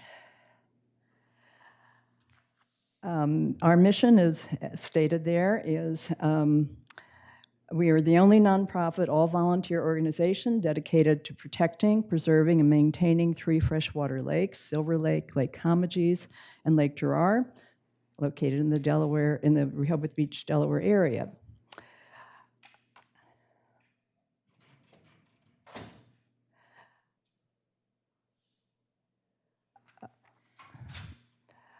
The problem that we have with the lakes is they suffer from extreme pollution, resulting in inconsistent water levels, rampant algae, massive fish kills, turbidity of water, and mud flats created from an abundance of silt deposits. And I'm going to skip over to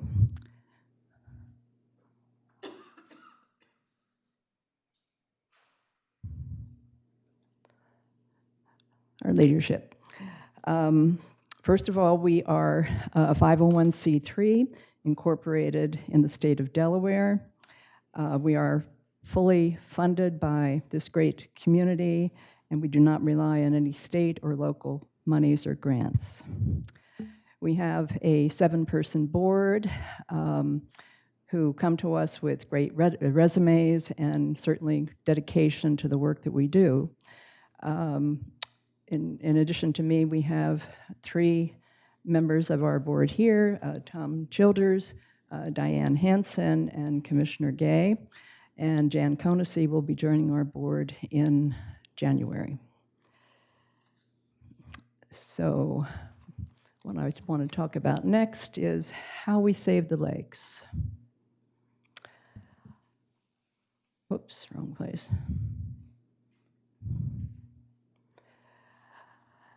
Essentially, we work to improve the natural environment of Silver Lake, Lake Comegys, and Lake Gerard by promoting good practices and initiatives, supporting programs that improve water quality, while opposing projects or proposals that degrade water quality and wildlife, and providing programs to educate the public on how to be good stewards of the lake.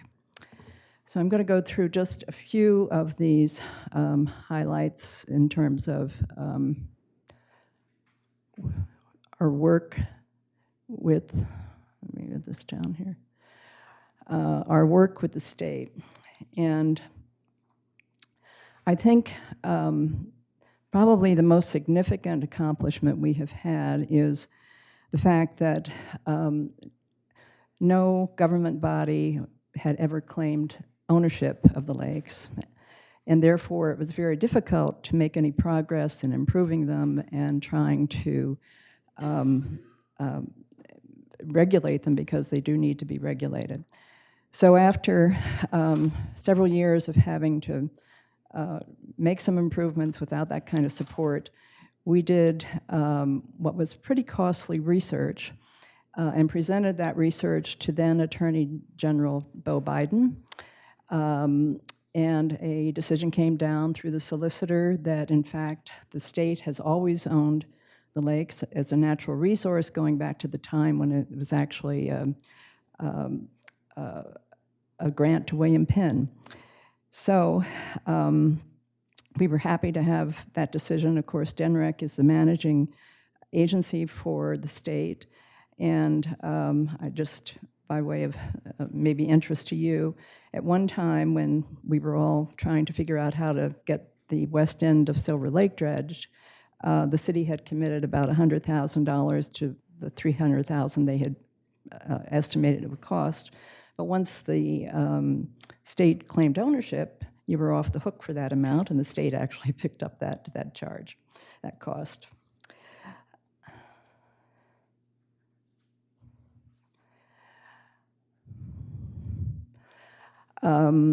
The lakes have actually have been included in a Delaware Assembly resolution that recognizes them as important to the character and history and environment of our community.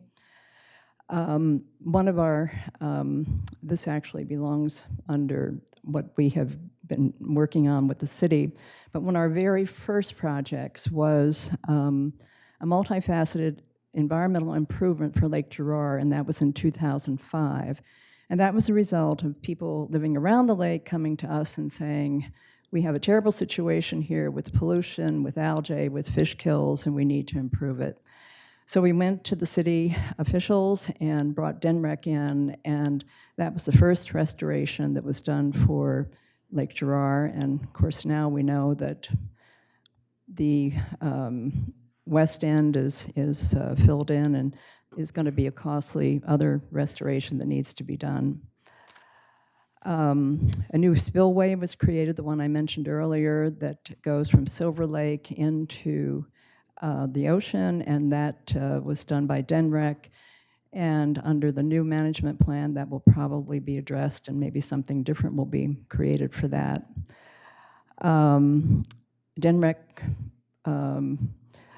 working with the city, installed 2 storm scepters at Stokely and Laurel Streets.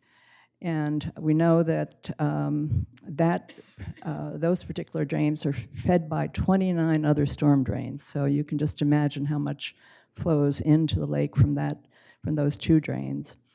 And that funding was provided by then Senator George Bunning and Speaker Schwarzkopf. And we are currently working with the city of Rehoboth and Sussex County and Dewey Beach in creating the required lakes management plan that the General Assembly requires of DENREC before they take on managing any resource. And what we have worked with in the city, there was a plan before the Planning Commission to develop several lots along Silver Lake as a subdivision, and it was totally inadequate for the stormwater runoff, and we provided a new plan for that subdivision, and that was approved by the Planning Commission and probably spared the lake with even more sediment and pollution going into it. Before dredging was done, there was a requirement that we do testing of that end of the lake, and we shared the cost of $6,000 with the city to do testing of the lake, and that's when they found there was arsenic in that end. So when we talked earlier about what's in the bottom of the lake, we know it's not good stuff. We were successful in working with the city, creating a 10-foot setback, building setback for any structures along the lake, and unfortunately that came too late to protect the lake from a building, a home that was being built on the shoreline of Silver Lake that used the shoreline as its side setback because they claimed that they owned into the lake. And it took that to actually do it. And I know we wanted 15 feet setback, and I think Commissioner Calusi supported that at the time too. But at least we had this 10-foot setback for the future, which is some protection. We went to the city with some recommendations that the properties they own around Silver Lake over by Prospect and East Lake Drive, as well as where the city, Stokely Park area is, that they install a riparian buffer for those areas, and they did so with the help of a grant from the state, and as a result of their work, they won our conservation award, which the sign is downstairs, which we're happy to see. We are currently working with the city on, and the other jurisdictions on this coastal programs, Resilient Communities Partnership, and a lot of the issues that affect the lake will benefit once that those recommendations, I think, are made and completed by that group. The community is really a very important part of what we do, and we do a number of projects that involve the community. More recently, one of those is when there are large developments we work that might impact on the environment of the lake. We work with the community to be sure that whatever is approved in new developments has the protections for the lakes. Let's see back here. We also have periodic cleanups, and it's interesting what you find in the lakes. And as you can see, we've had things like bicycles, tires, creosote lumber, as well as mattresses and mattress springs and kayaks, and a lot of plastic, I should also mention.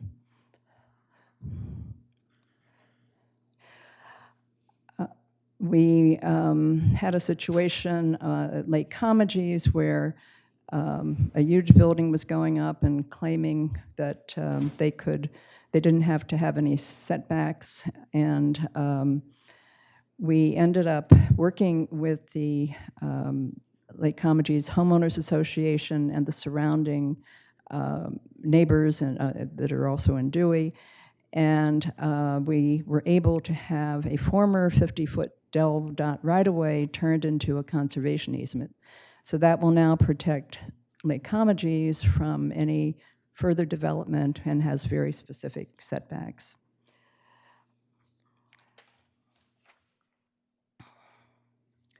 Okay, and let me go over here to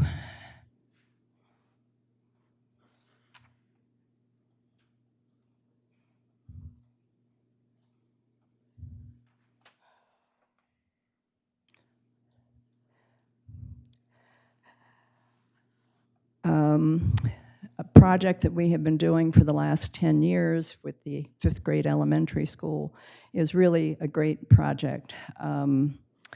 It really, essentially what they do is they compare the health of two different lakes. One is Silver Lake and one is a very healthy lake.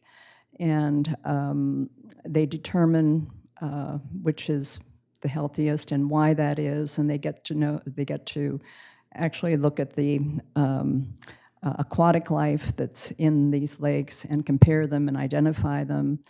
And they have a terrific teacher, Jackie Kissel, that we work with very closely and provide testing kits to them so that throughout the year they can actually test the lakes.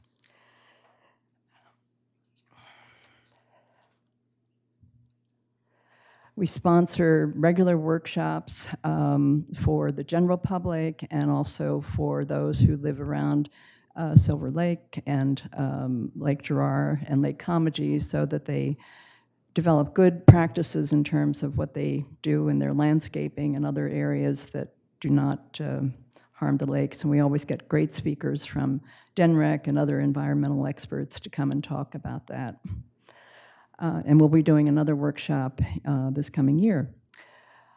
We have partnered with the University of Delaware and the Upward Bound students, and the mapping of stormwater drains that I mentioned earlier was actually done by these Upward Bound students using a GPS location system. And there's a photo of them participating in the kayaks. More recently, just last year, we worked with the city.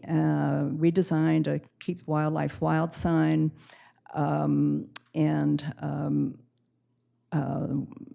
in addition to that, the city put these all around public, the city property at Silver Lake as well as Lake Girard, and hopefully people pay attention. But I know there's been some issue with them not being as what I think is as stable as they need to be. So maybe that's something we need to work on. Okay. Okay.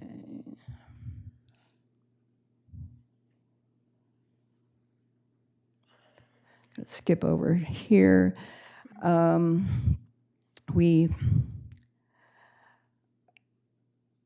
regularly get some attention from media, and we've been named by Delaware Today as the top 50 eco-activists in Delaware. More recently, Beach Life, who's done a number of stories on us, has done a story about our project with the elementary school kids called Testing the Waters. Fifth graders get their feet wet as environmental researchers thanks to Solar 3 program. And our activities are regularly covered by WBOC and the Cape Gazette. We're the only environmental organization in Delaware to have won 2 Governor's Awards as outstanding volunteers. And we have, a number of years ago, created a conservation award that I mentioned earlier, and that is for those property owners around the lakes who improve their property that brings environmental improvements to the lakes. We have a more recent grant that really replaces the conservation award, and that is the $3,000 that can be used for improvements that benefit the lakes, and that is not limited just to the homeowners around the lakes.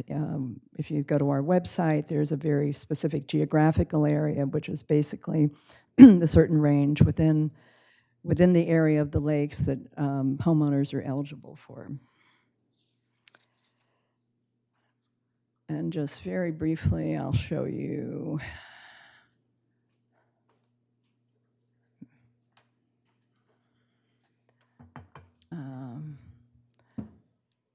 There's some of you may remember Warren McDonald, who was a local historian who did a lot of work on history in and around Rehoboth, including the lakes. So we've done an abstracted version of his history of the 3 lakes. The 3 lakes have also been recognized by the Delaware General Assembly as natural treasures to Delaware and to the United States.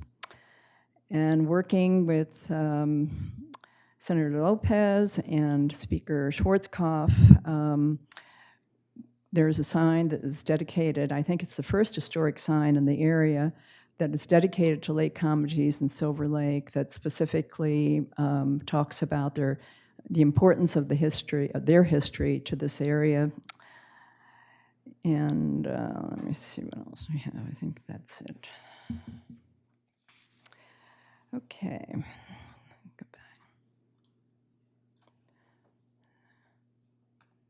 So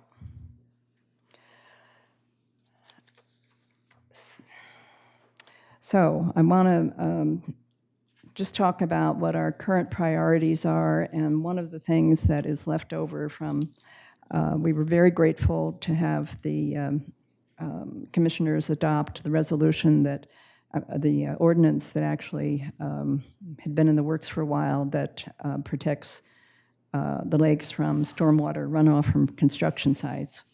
But another part of that, what we would like to do is ask that Section 105.8 of the Building Code that addresses storage of construction materials be amended. And that is because it deals with the storage of materials on construction and demolition sites. And it does not have any provision for hazardous waste. So what we'd like to do is work with the city and work with Kevin and Sharon to adopt an ordinance implementing practices to reduce the potential for stormwater runoff of construction and demolition sites, wastes that may contaminate surface or groundwater, and in the event of a spill, to control the source of the spill, remediate, and properly dispose of hazardous substances. And this is very compatible with the former stormwater runoff ordinance. It just happens to be in a different section of the code. We will continue doing our workshops in elementary school projects in 2020. We are wrapping up the details of an interpretive bird sign at Silver Lake that is our gift to the community. And I pass that all the time, that area all the time at Silver Lake, which is a state refuge, bird state refuge. And it's always of interest to a lot of people who stop and look at the lakes and don't necessarily know what they're looking at. So this will be an interpretive sign for native as well as migratory birds, and it's very similar if you go up through the bike path between here and Lewis. They have a big interpretive sign of the birds that you see in that area of the park.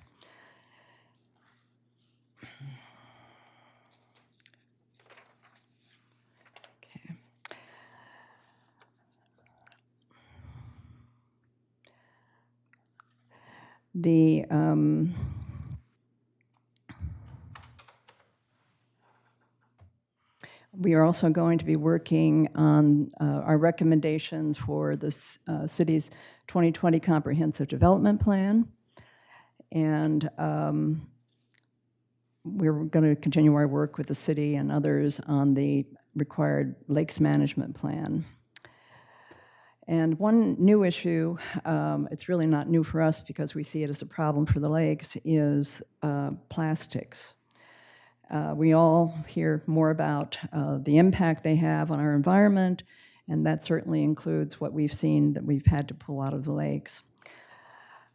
So we are joining with the Rehoboth Beach Homeowners Association to ask the city join the state of Delaware and pass an ordinance banning single-use plastics, including bags, straws, styrofoam, within the city of Rehoboth Beach.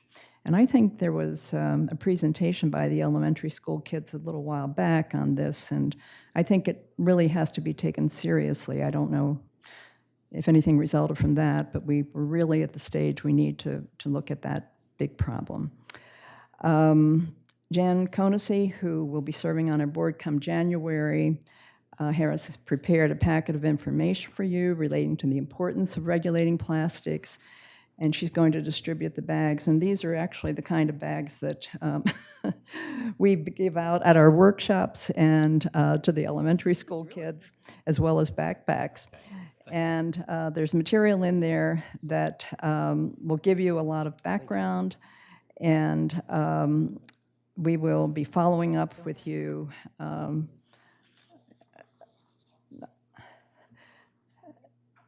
We will be following up with you on this, as well as the ordinance relating to hazardous materials. So that basically concludes the presentation, and I'm happy to answer any questions or anything you wish to discuss. Thank you. Thank you. Okay. Thanks, Well, Sally. thank you very much, and we look forward to following up on the issues that I've already identified. Thank you very much, Sally. Appreciate your time. We're going to move right into old business. Old business A is going to be postponed. That's the reintroduction and presentation discussion of Trans-Use Incorporated Jolly Trolley. We're postponing that to provide a more comprehensive proposal that hopefully will come in within the next couple of weeks. And so we'll move right into B. Kevin, Wastewater Phase III A and B update. Thank you, sir.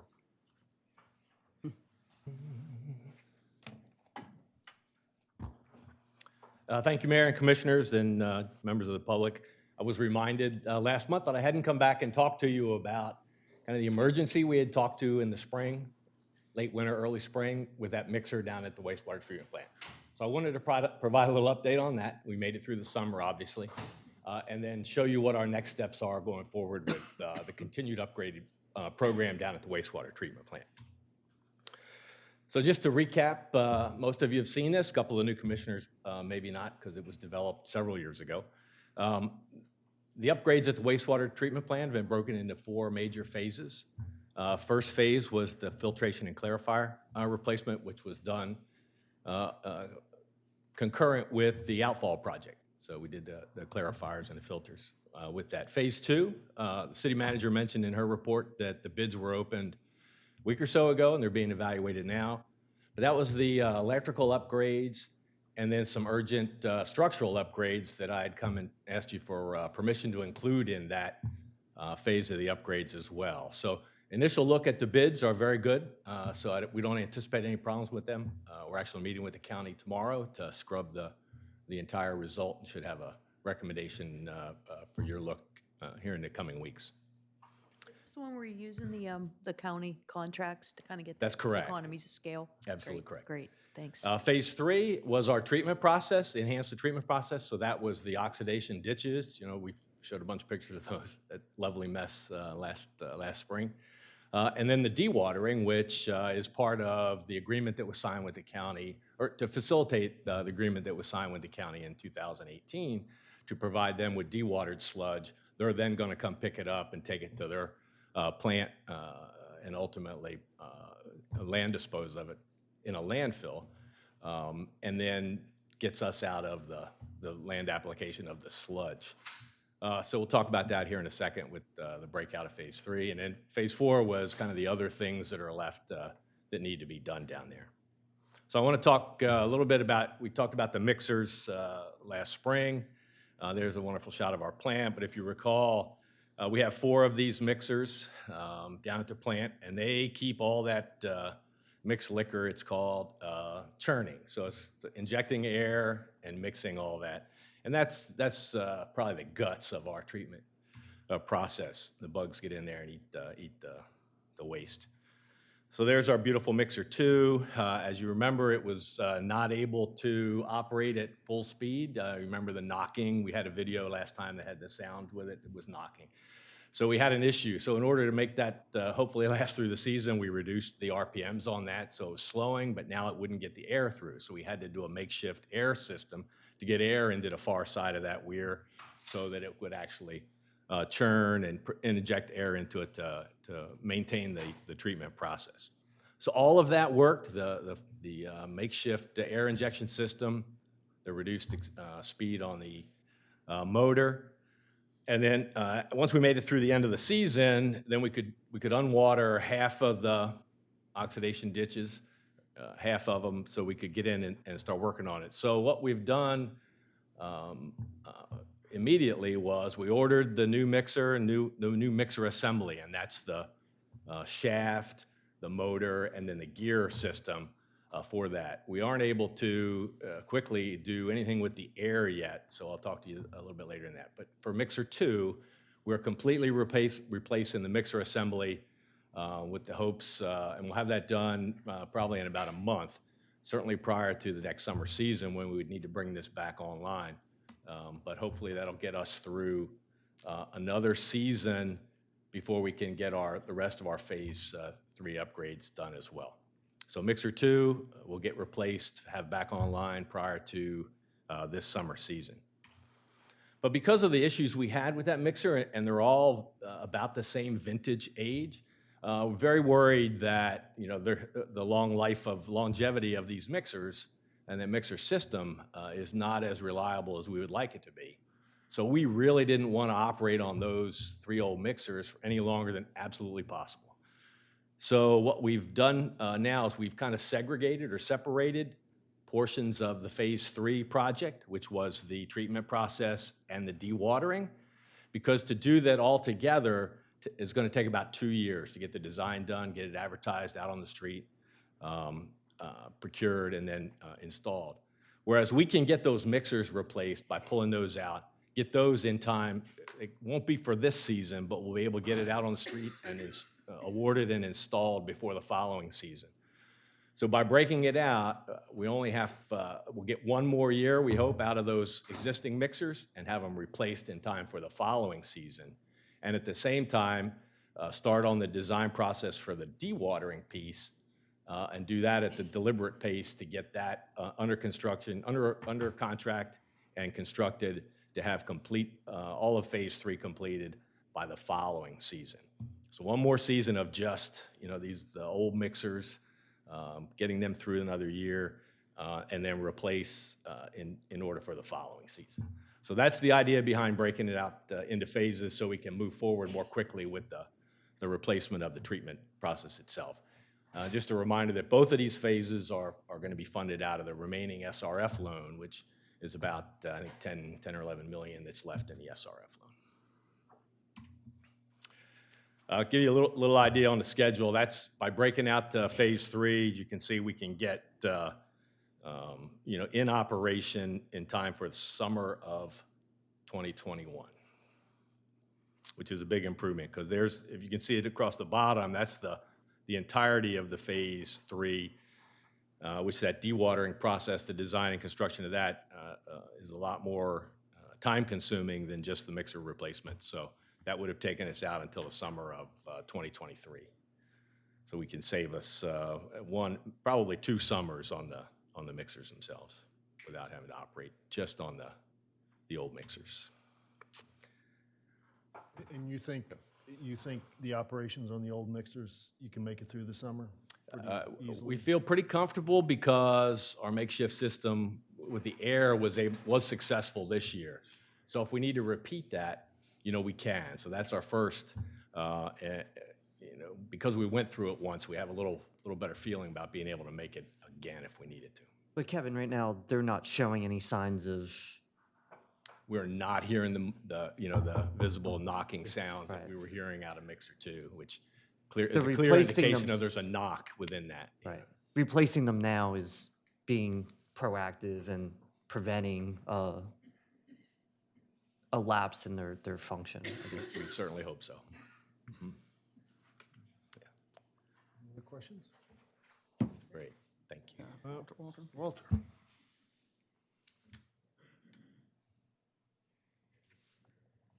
Morning, Walter Brittingham, 123 Hamilton Avenue.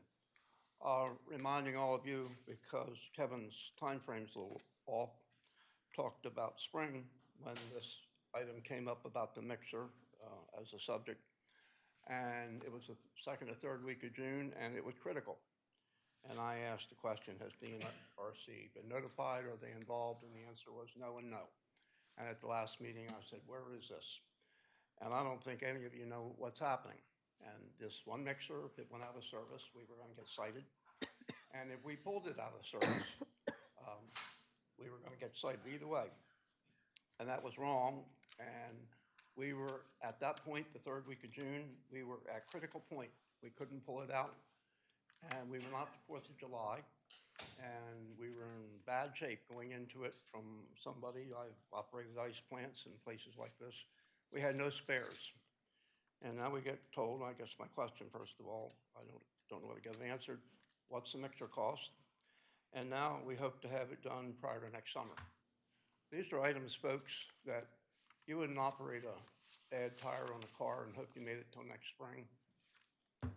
You need to have a spare mixer on hand. If it goes out, you ought to be able to pull it out and put a new one in. This is super, super critical. And I talked to Hans at the county, and Hans said, Walter, I had the utmost respect for Kevin. He said he's doing everything he can do. But you are not doing everything you can do. He answers to the city manager and to the mayor and to you, and you're to be giving advice. You should be asking these questions. And no matter where you come from, you would have a spare tire on your car. We should have spare parts, and we should not be concerned about having this done prior to next summer. This needs to be fixed now. Thank you. Thank you. Anybody else? Kevin, can you explain a little bit more in the change of process on the land application and if that is going to save any resources for us, whether it's financial or reduction in staff? Sure. Currently, we take our treated effluent, a liquid sludge, out to a farm in Slaughter Neck and do a land application. We're permitted to do that. We're only permitted to do it in certain times of the year, so we have to stop in the wintertime or when it's wet. So it's very weather dependent as well as seasonal. So there are some limitations on that. So by going through the upgrade on the treatment process and the dewatering, not only do we not have to rent that land to apply it, we don't have to drive it to Slaughter, multiple trips a day, land, apply it. Now the county's going to come pick it up, which was part of the reasons for that agreement that was signed in 2018. It was in everyone's best interest to reduce that. So we're getting trucks off the highway during the summertime when we're hauling sludge to put it on the field. So it's going to be safer as well as less costly to take it out there. Do you see not needing that staff person to drive the sludge out and apply it to the farms and us paying the farmers to do that? Do you see that we would reduce staff in any way? Or are there any other cost savings besides the It would certainly be one that we would look at, because right now we have 2 dedicated sludge drivers, during the summertime, during the peak season, that pretty much do nothing but haul sludge to and from the farm. We would still have a requirement to be hauling sludge in case, the county can't make it or whatever, over to their plant. So we'd want to have that capability, but we'd have to look and see if we would still need 2 or we could get by with just 1. But those guys also, they're also wastewater operators, so they help out in. The time they can't haul, they're helping to maintain and operate the plant. Kevin, do we need a spare tire on the side? So we have a rebuilt, took the old one back, just to address the cost. It was about $250,000 for that assembly. So my thought was, we rebuild the old one, knowing it won't last very long, but if we have an emergency, we could use it.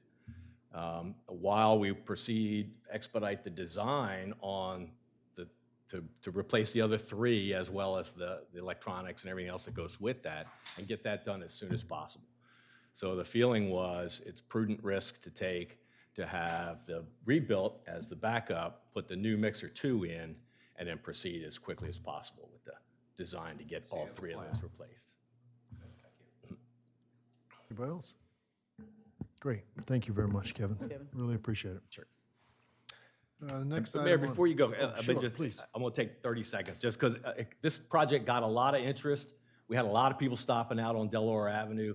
A couple of you actually asked about specific what was going on. So I just want to give a real quick update on the lining project we had out at Delaware Avenue. So just real quickly, because the city manager already talked about kind of what we were doing. We did the red down Delaware Avenue, a little bit on Wilmington under the boardwalk, and a little bit on Brooklyn. So that was phase 1. That was all done, worked out great. Phase 2 is going to be the trunk along First Street between Wilmington and Delaware, and then continue up the trunk line on Wilmington. That'll get rid of all of our corrugated metal pipe, which is what we've had the rust issues with the separation issues with. But to show, I just wanted to show you a little bit. This is what we encountered when we got in there. Well, let's see if I can find it now.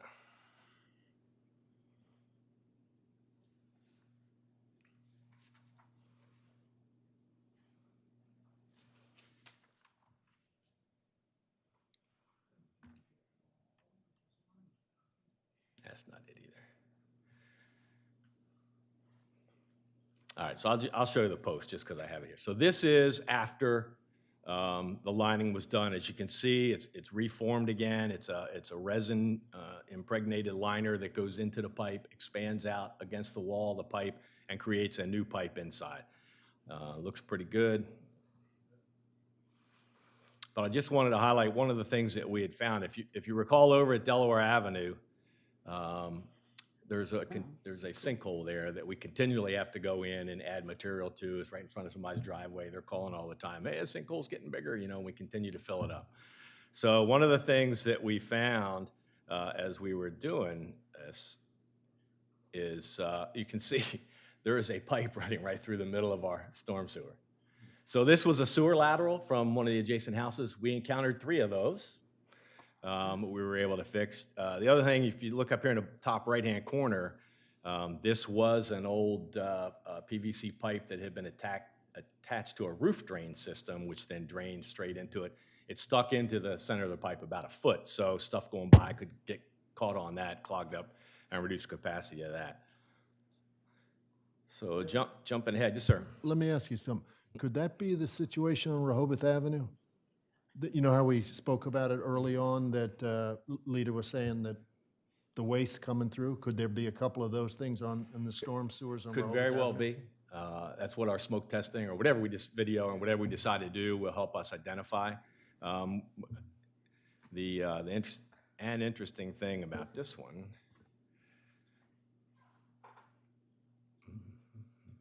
sorry, I went too far. So what we did, so they could line this, is we built a manhole actually around that connection. So now you get the free flow of the stormwater system underneath. You could line it, and now it goes to this vault. So now you've got the sanitary, so the lateral wasn't harmed in any way. We replaced that section in the middle and built the manhole structure around it so that if we need to go in and maintain that, we can. And we no longer have the case where the material above the pipe was sloughing off into the pipe, causing the ground to sink and the road to kind of collapse. So as the mayor said, That's for the sinkhole that you were Correct, talking about? correct, So on Delaware that Avenue. problem's kind of resolved now? we sure think so. Yeah. Yeah, we sure think so.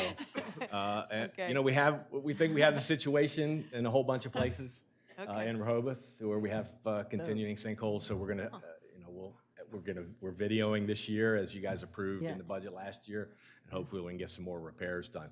But the glory of that in situ that CIPP lining, so we didn't have to dig up, the entire ocean block of Delaware Avenue. We don't have to dig up the second block of Wilmington. We didn't have to dig up the dune. It's really phenomenal. And in situations where it can work, we're going to continue to try to pursue that as a remedy to minimize the impacts on the residents and the businesses here in Rehoboth. It just went so well. And I'm That's knock on cool. wood. I guess a better way I could have phrased that question, actually, is you haven't had any issues since you put this in correct. place, Well, right? we wouldn't expect to. Yeah, exactly. So we think it's a great method of fixing some of our. Great, that's really cool. Just real quick, I just want to make sure we're still looking at that study for the stormwater improvements in North Rehoboth we talked about, And and we we're are. accelerating some of that work too, right? We'll have a price for the budget Great. briefings for going Okay. straight from feasibility to construction. Super, thanks, Kevin. Y'all can decide. Thank you. Great, thank you, Kevin.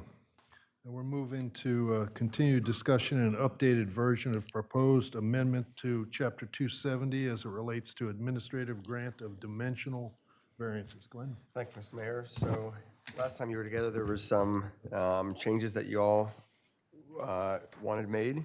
They are in your packet now. I'm going to go through each of the changes that were made, because they're not redlined in your package. So I'll wait for everybody to have that up. Everybody got it in front of them? Good. So in the heading, at lines 9 and 10, you'll see that now that at the end of it, it specifies that this ordinance would only be for existing structures in a residential zoning district. So you'll see it again in the actual text of the ordinance, but in the heading, we clarify that it's only for existing structures that are located in residential zoning districts. That is repeated again in the first whereas clause at line 14. You'll see at the end of that second half of that line says for existing structures in a residential zoning district. Skipping down to line 24 through 30, I wanted to, I know there's been some questions about whether the 12 inches is a limitation that's provided someplace else in law, or whether you can go further or less. It is a ceiling under state code. You can't go more than 12 inches. So at Title 22, Chapter 3, Section 327A3, it says that notwithstanding any provision of law to the contrary, the legislative body of any city or incorporated town may, by ordinance, vest a designated town official or department with the authority to administratively grant a dimensional variance for existing conditions that do not exceed 1 foot of the required dimensional restrictions. So you are limited to, this ordinance cannot be any more than 12 inches of administrative variance. It can be less, it can't be, but it cannot be more. Moving then into section 1, which is the actual amendments that would be made to the code. At line 64 through 66, this is a new sentence that's included. It says any variance that would result in the placement of a structure at a location that is more than 12 inches from the building setback, side yard setback, or rear yard setback shall not be approved administratively. The intention here is to clarify what I thought was some consensus last time, that if a structure, for example, was already 6 inches into the setback, so it's non-conforming, it's just 6 inches in the setback, it could still get an administrative variance for an additional 6 inches, but not 7 inches. So the building the setback lines, nothing can be placed further than 12 inches from the setback line that's established in the code. Are there questions on that? That's because of state law that you just referenced in the whereas clause, or not? That's actually a good question. You can't do it more than 12 inches, but I think that the state law does say, since the state law anticipates no more than a 12-inch dimensional variance, I do think that the state law would probably prohibit, for example, something where you already had a structure that was 12 inches into the setback, and somebody came and asked for an administrative variance for another 6 inches. I think the city would be required under the state law to say, you're already 12 inches into the setback, we can't do administratively anymore. The Board of Adjustment, of course could. So I think the intention, or at least the way this is currently drafted, and it may not be your intention, and we'll have to revisit it, but the way that it's currently drafted, if I were asked by a building official how to interpret it, administratively, nothing can be granted that would allow any sort of structure to be more than 12 inches into the setback line, whether it be side, front, or rear. Glenn, do you need to add the word current by setback? Because setbacks change over time, zoning changes over time. So, But I think you'd read it that way. I don't think you'd have to say, I think that where the code says you can't go more than 12 inches from a setback, whatever the setback is when you're granting that administrative variance, I think. so this is designed, because at the meeting you talked about the fact that nothing in the ordinance would permit placement of anything more than 12 inches into whatever the setback line is. So this addresses that. That's the intention of this section. Okay. Right. At line 68 through 70, there's a new provision. So a new subsection A was inserted and everything else got shuffled down. So the new subsection A is an applicability section. This is to clarify again that it's just the residential district. So it says administrative variances may only be granted for existing structures located in the special single-family residence district, which is the R1S district, the single-family residence district, which is the R1 district, or the general residence district, which is the R2 district. So again, to clarify, this would not be available, this administrative variance process would not be available for any new construction. It would only be available for existing structures in one of the 3 residential districts. At line 74, the application fee previously was $50. That's now been amended to be $100. At line 76, you asked that the mailing that goes out to the neighbors would be by certified mailing, so now it's clarified to be by certified mailing. And then finally, at line 78, initially we had the mailing being, or the comment period being open for 10 days. It's now been revised to be open for 30 days. And those are the changes that have been made to the ordinance. Are there any questions? Isn't there something in D? D. What did I add Did you there? make any changes there? I didn't think so. Let me see. Let me Yeah, see my no, I'm red line. sorry. No? I lined mine. Yeah, Okay. there's no, you just deleted a letter. Okay. Thank you. I think there were 2 other things that we talked about last time, and one was that to add a provision about that if it violates other code provisions, that by granting the foot or the part foot, it would put the property over the FAR, or that would have to be referred to the Board of, but I don't see that in here. We talked a lot about it that night.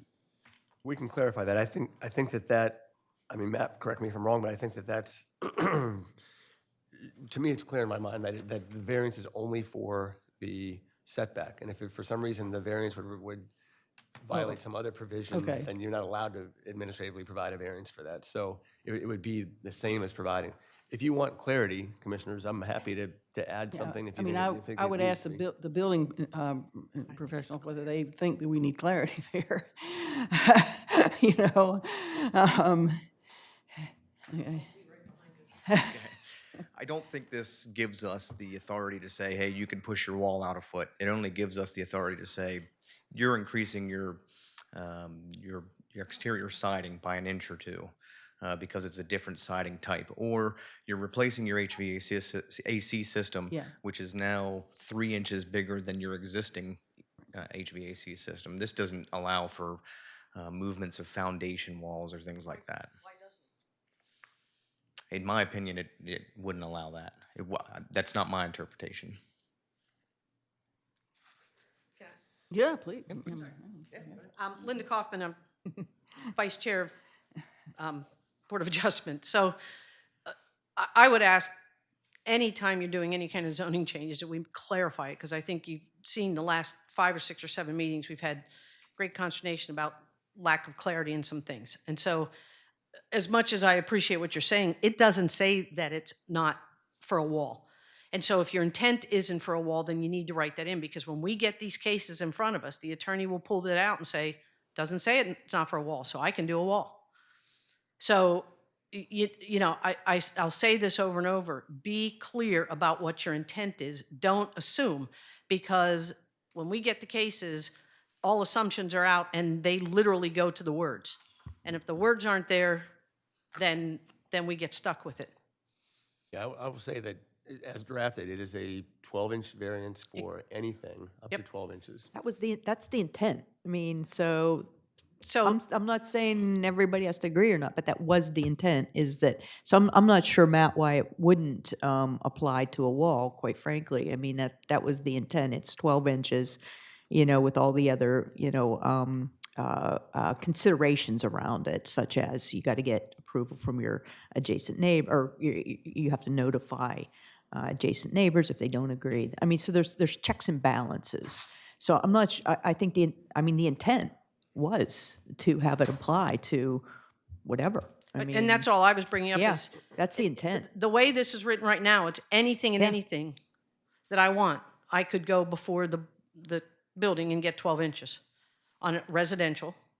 Right, as long as it's the only variance that you're asking for and potentially receiving is a variance to encroach the setback further. To Commissioner Gay's point, if it's a violation of some other zoning code, FAR, coverage, whatever, then I don't think it cannot be granted administratively. So my question to the commissioners is that something you think that you need clarified? Matt, is that something that you think that needs clarified for the building office? Yeah, That's the way and I've I seen it concur written with in that. other codes. Well, I mean, the way I look at it, if you were to take a wall out 12 inches for the structure, which was 30 feet, you would be adding 30 feet to the FAR. Right. And so they could not grant that Right. variance. But they could grant someone that put a 3-inch pad on their wall. But why couldn't they grant it if they're under FAR? The way this is written, Well, if they they're could. under FAR, they They're can. under FAR. If they're under FAR, they. Yeah, they're under FAR, If they're over, they can't. but Yeah. it doesn't Right. say that. Well, it does, No, but they because it wouldn't only be applies to the applying setback. for a variance Yeah. for the FAR. They wouldn't be applying for a variance for the FAR. Right, only for the setback. Correct. But it's- There's a couple pieces that I'd like you to clarify more, but I'll wait until you. I'm finished on my explanation, so if go you. ahead. if- Well, Okay. I'm- So, again, I'm speaking because we live literally on these things. When you talk about under 27028, which I think is line 60, and then go down to the building inspector may administratively grant a building setback side yard or rear yard variance. As I read that, that means you can't get all 4 sides. It's one of the 4 because you have the or, not the and.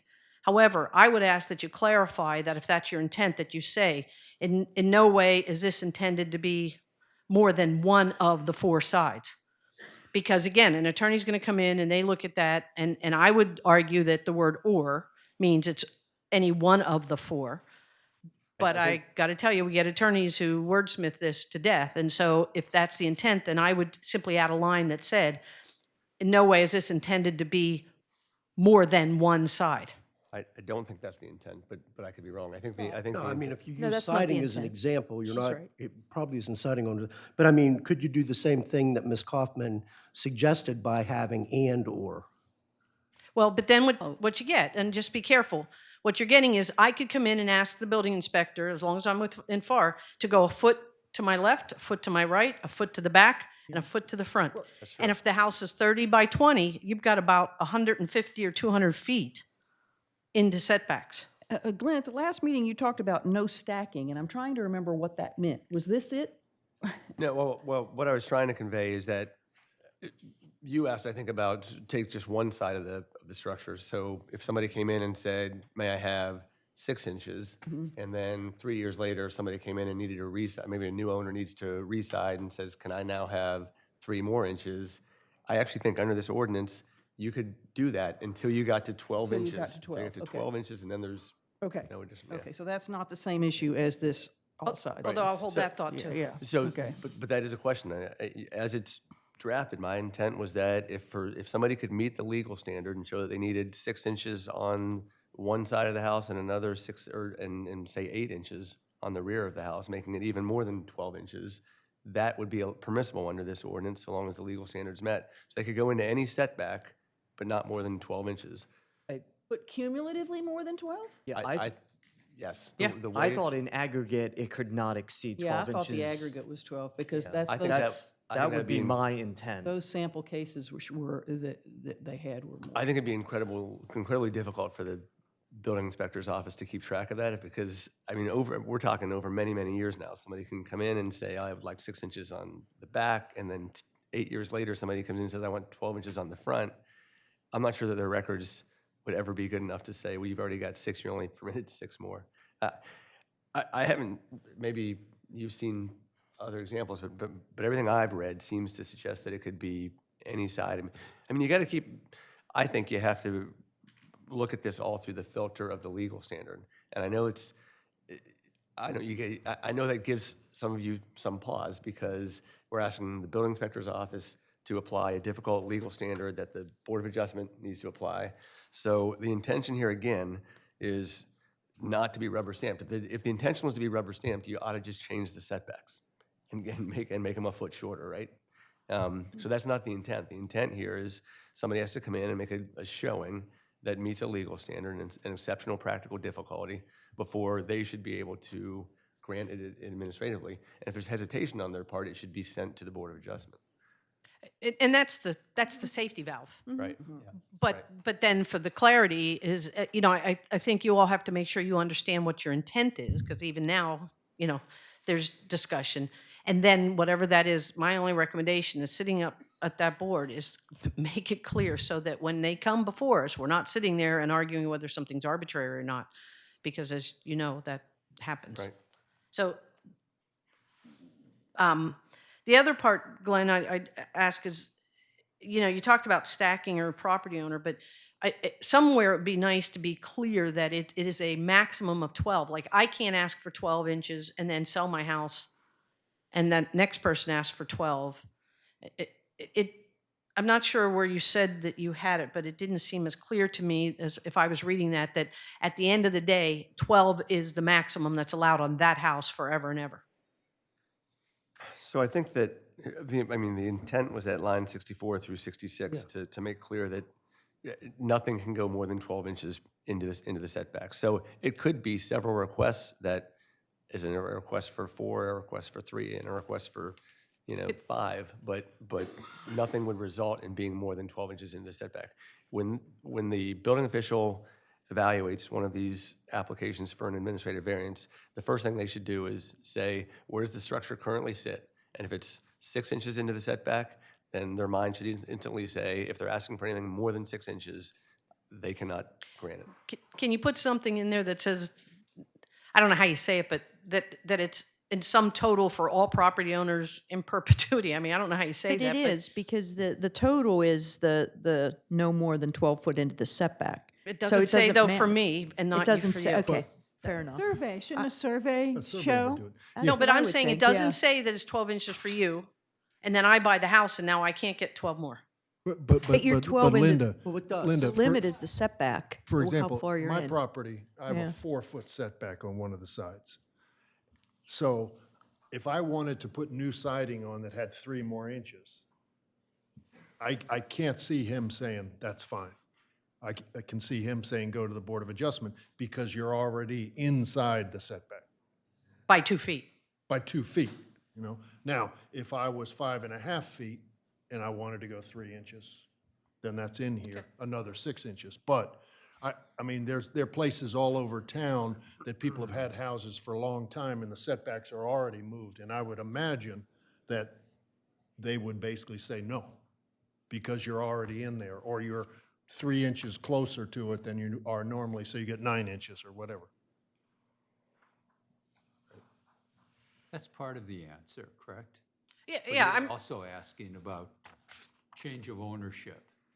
But I think change of ownership, that's kind of what I'm saying, is it was that way before. And actually, when I did some building 20 years ago, I did have to make it 6 feet on the second floor. Right, yeah. But, I mean, that was before something like this There's, existed, there's an absolute limit built into this already. of 12 inches. Exactly. Well, but that way actually to put segues into another thing I wanted to ask, because I had asked if we do that, did we need this minimum setback that we talked about? And Glenn, I thought you said, yeah, that we needed both, and that was, I had seen this in other ordinances where it says, in no case shall the structure be located closer than 5 feet to the property line. In other words, to have a minimum that would apply no matter what, that it could never be more. And you seem to like that, but I don't know if this covers it. I guess we could. I still think it's somewhat built in. I mean, under the current residential setbacks being, basically nothing less than 6 feet on one side. And the foot is, You could never be closer than 5 feet under this ordinance unless you all change the setbacks for everybody. well, he won't get it. I don't still, get it. I Saying you can't won't get anything because I'm already within that. Right. and I'm just asking again, and you think that's clear enough with the section? I don't, On line 64 through 66? yeah, 64. I mean, I do, but. I do too. Yeah, I mean, it's very clear that if you're already closer than 5 foot on any side, this could never apply to your property. 6 foot. No, the 12 inches gets you from 6 to 5 foot. Yeah, okay. So if you're at 5 foot 2 inches, you have 2 inches, and that's it. It doesn't matter if there's 10 owners over the course of the next 10 years, all of them combined can only get 2 inches on that side. The other question I think we have to address is, it was always my intent or my understanding of the intent from the beginning, is that it's not an aggregate of 12 inches. It applies to all 4 sides. So each side is a separate instance. Right, that's the way I drafted it, yes. I think that's excessive.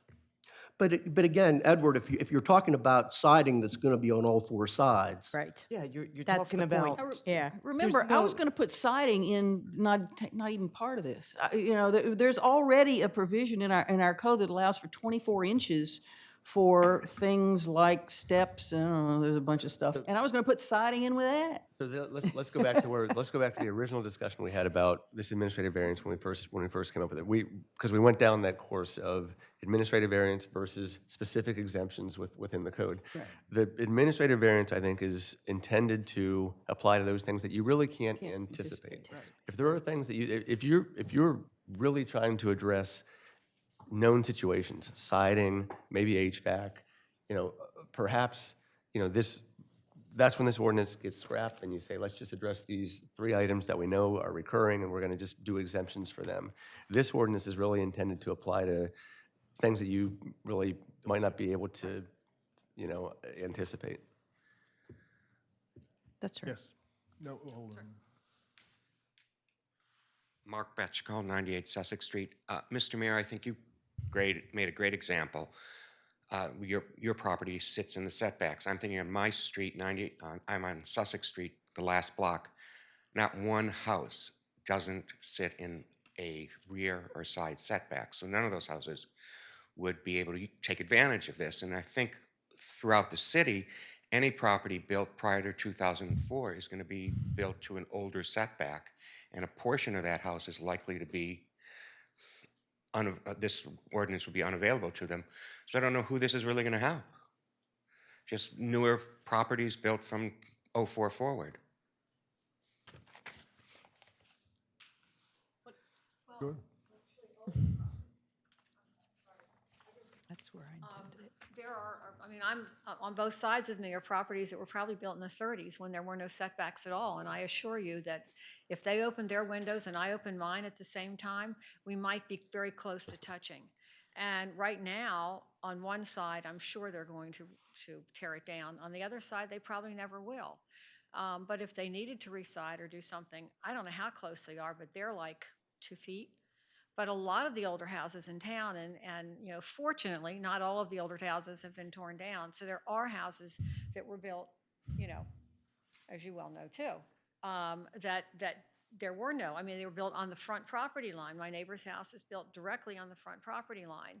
So, you know, and there are, again, many houses like that. But for that reason, they couldn't do anything. I know they couldn't, that's what I'm saying. They couldn't do it. So the example is they couldn't do anything. They would have to go, I guess, to the Board of Adjustment. It would. And that goes to Commissioner Gay's point about shouldn't there be a minimum separation? I mean, built maybe into not. it, there's a Okay, minimum that's fine. 5-foot Yeah, separation on. Yeah, sounds like there is. Sounds like there is.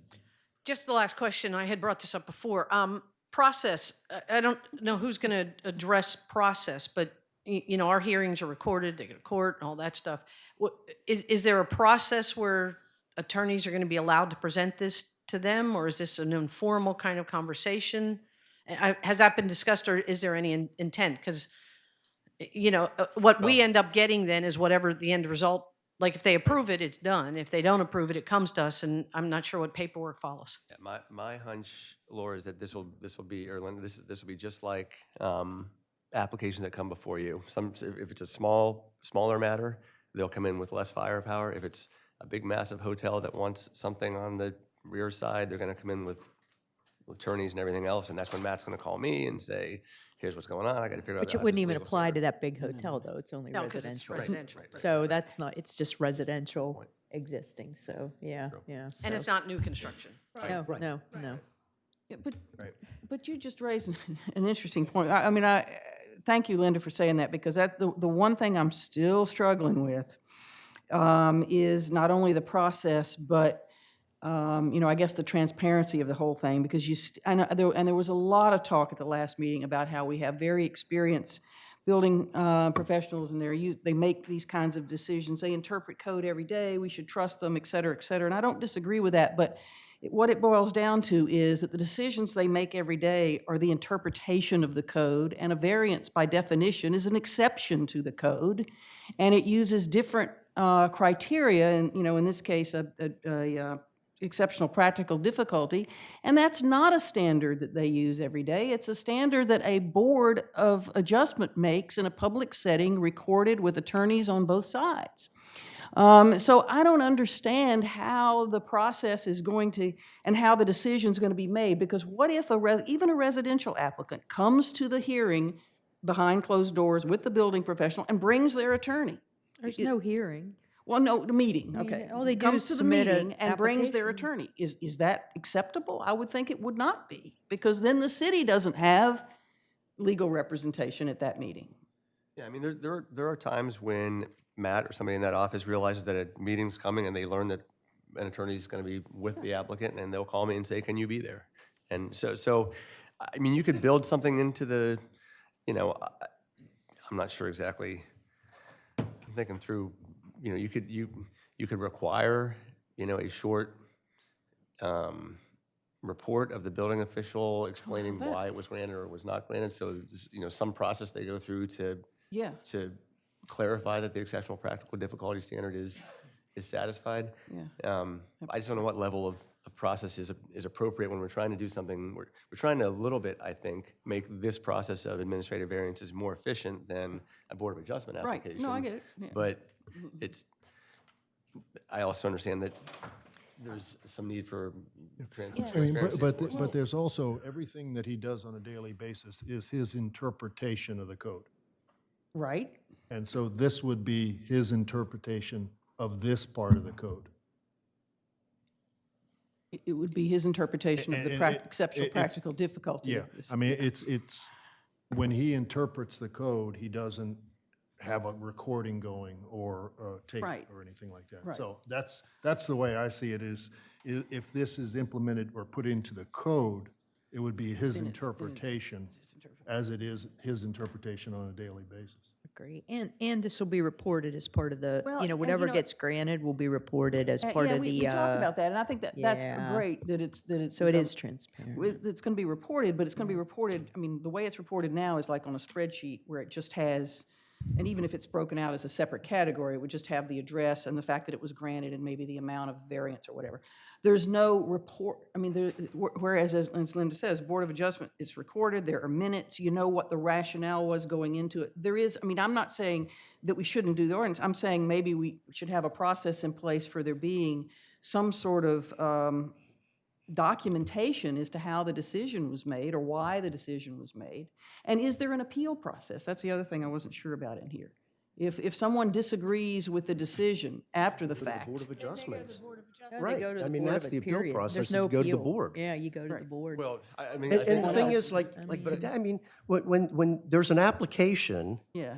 that expressly states what the property owner wants to do, and then there's a record of whether it's approved or denied, you know, I believe there's already sufficient rigor in the process that we're talking about, which is more administrative. And to Commissioner Schlosser's point, if there's a lot of things that happen where a request for something is reviewed very diligently by one of the building inspectors, and they say no, you know, and that could happen here as well. You know, that there's no requirement there if somebody brings their lawyer and they say no, that there be, you know, a special record of that. So I think we have to be careful about asking something about this that doesn't already exist in the normal day-to-day exchange of conversation between our building inspectors and the folks asking for something. Well, to Commissioner Gay's point, I do think that more clarification needs to happen, and there needs to be a procedure that is consistent.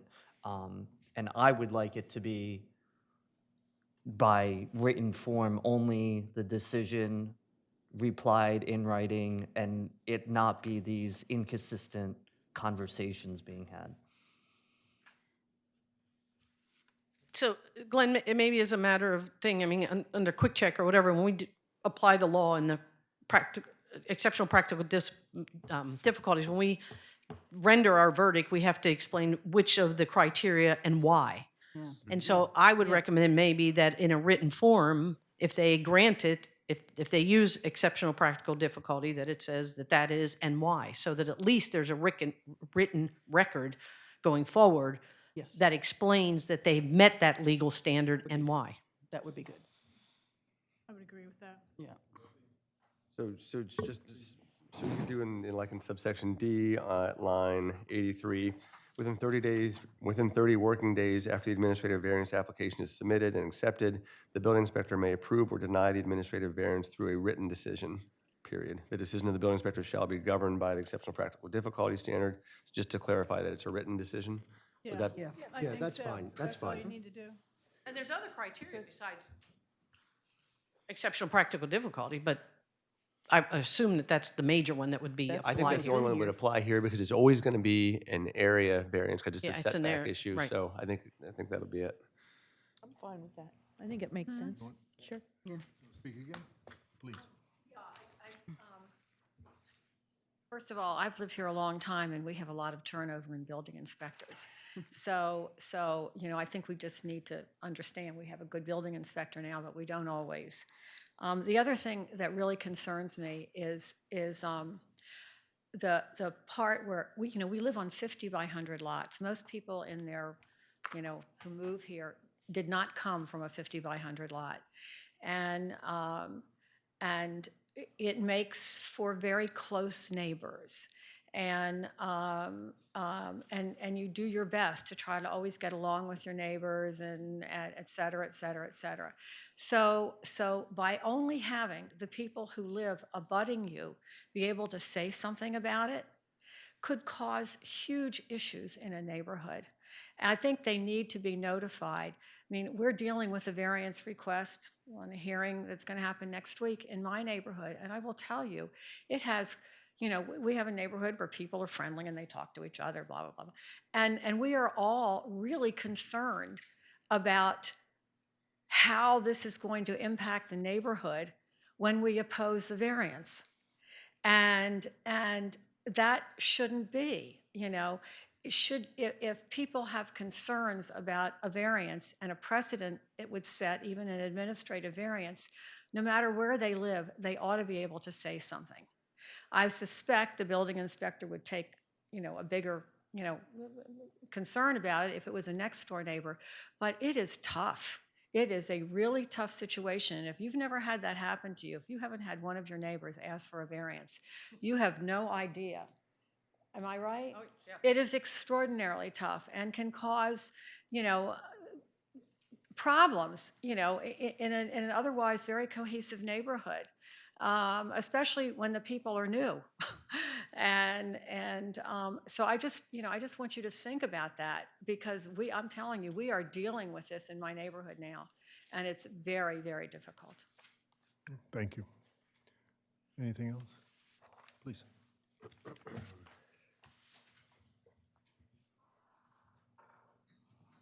John Dewey, 105 Scarborough Avenue. I'll just quickly comment. I've lived in cities most of my life, so actually the 50-foot wide lot to me feels generous. And I do recognize that because a lot of people have different experiences, that does feel very close.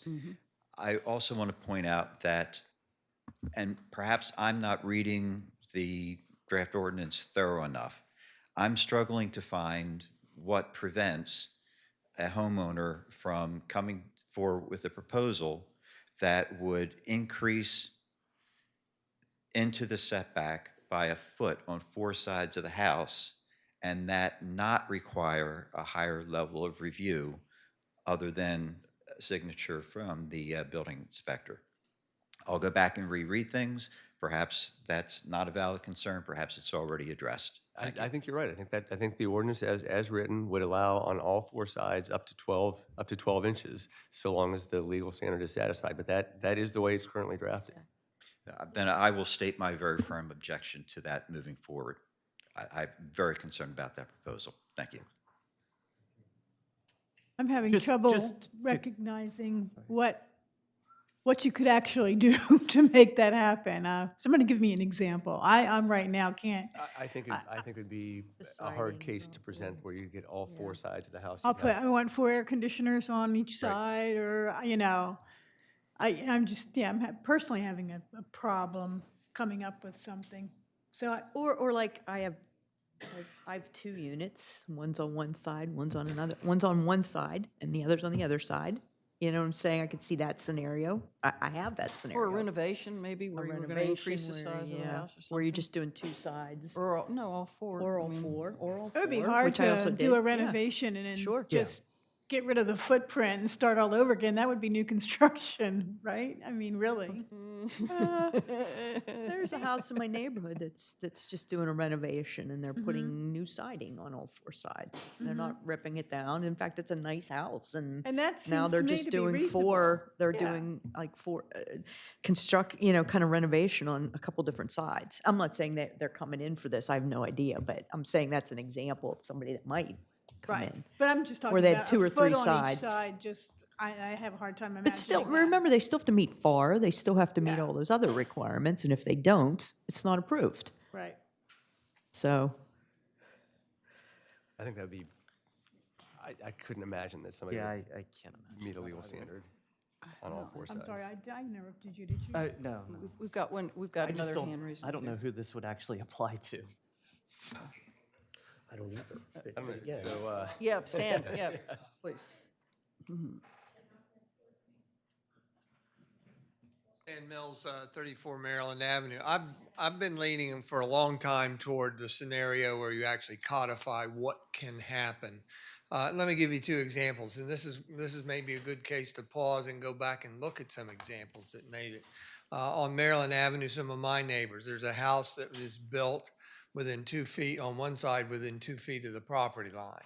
Okay, so if they want to do siding or something, they obviously need a variance to put 2 inches of siding on that side, but they also need a variance for the amount of the front of the house and the back of the house that extends into the setback. So there's a scenario. There's another scenario of a house on Maryland Avenue that was actually trucked in before codes were even in place.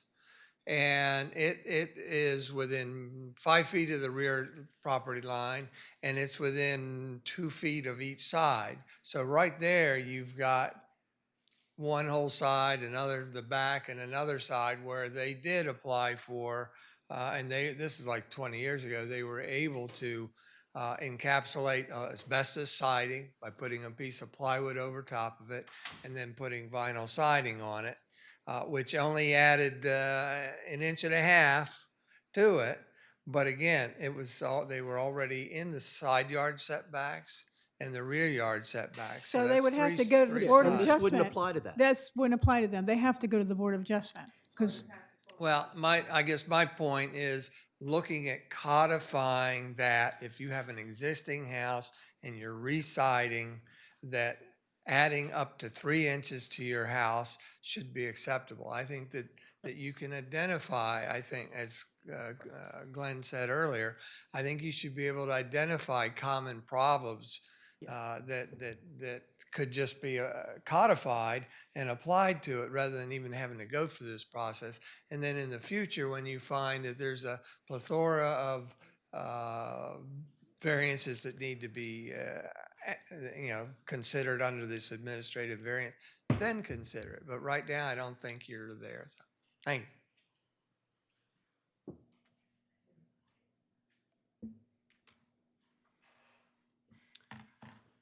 What's the pleasure of the commissioners? I mean, do we have the adjustments made that we could take this to a vote at the next meeting?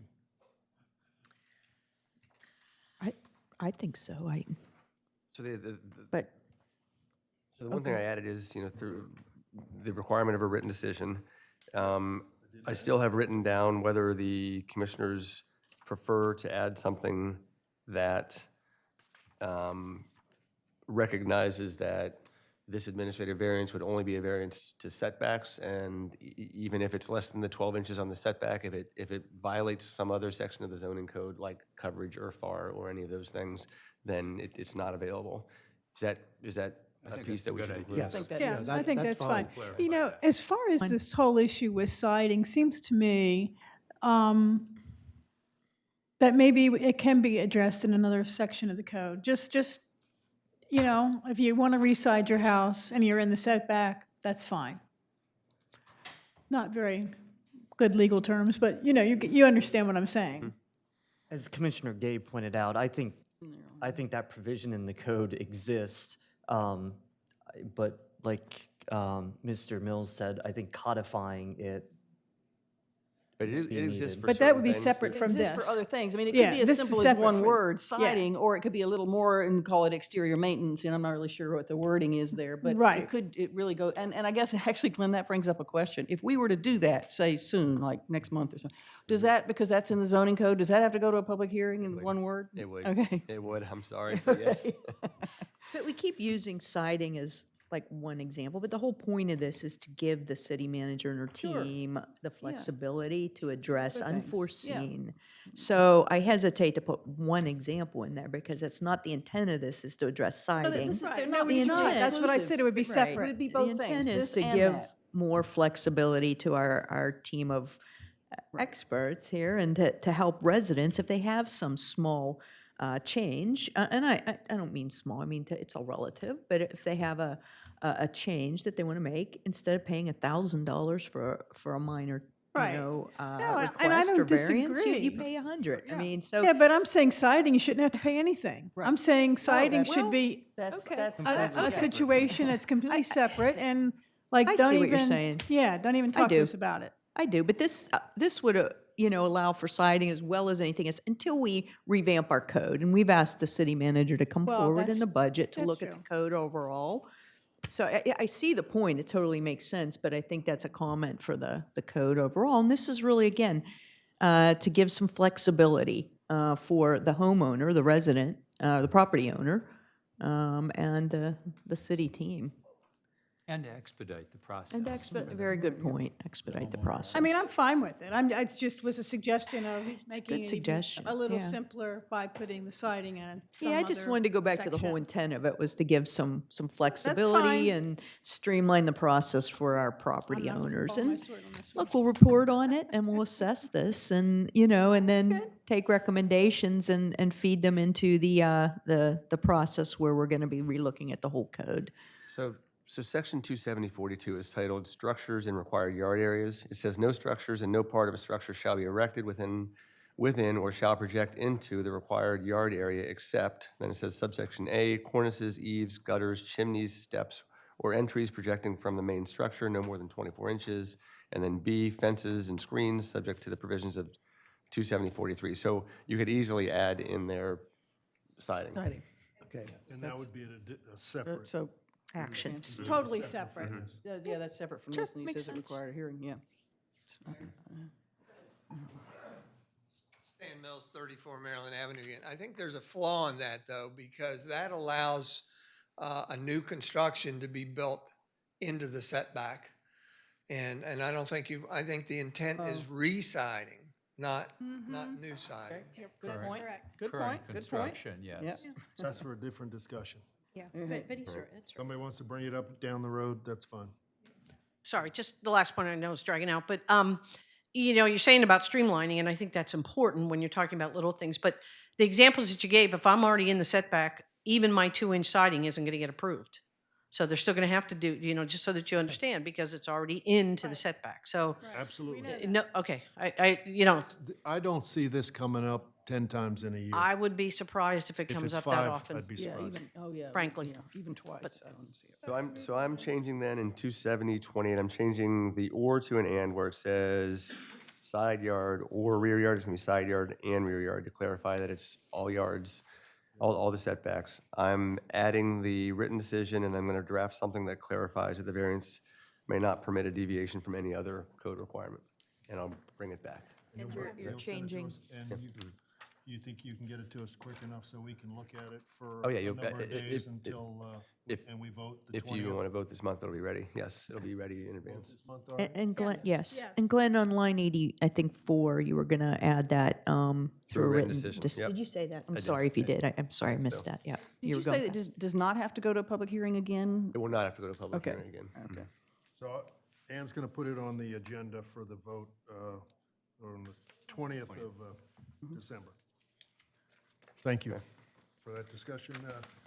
Move on to the next subject in old business, continued discussion of the adoption of 2018 International Code. Matt's here to discuss that. And just in your packet, you do have a little summary of a number of the commissioners had asked for kind of significant changes, and he put in a summary of those changes. Matt, it's all yours. Sure, thank you. Good morning, actually, good afternoon, commissioners and members of city staff and general public. You recall that I sent basically a slideshow to you that spells out the major changes from 12 to 18. And then that I included an email of about 5 key points I'd like to call out. And if you wish to discuss those, I'm here for open questions. Can you just recap those? Absolutely. Five points and the Sure. implications and it would be to the zoning code? Is that correct? It would not be the zoning code, it's Okay. actually our construction code. Construction So code this is only, so no discussion. changes to the zoning code? Yes, ma'am. Correct, okay, thank you. Sure. So this is in respect to the IRC. It would reposition some of the wind zones that are in our code, which depict whether hurricane strapping, intense hurricane strapping, and additional glazing requirements would come into effect.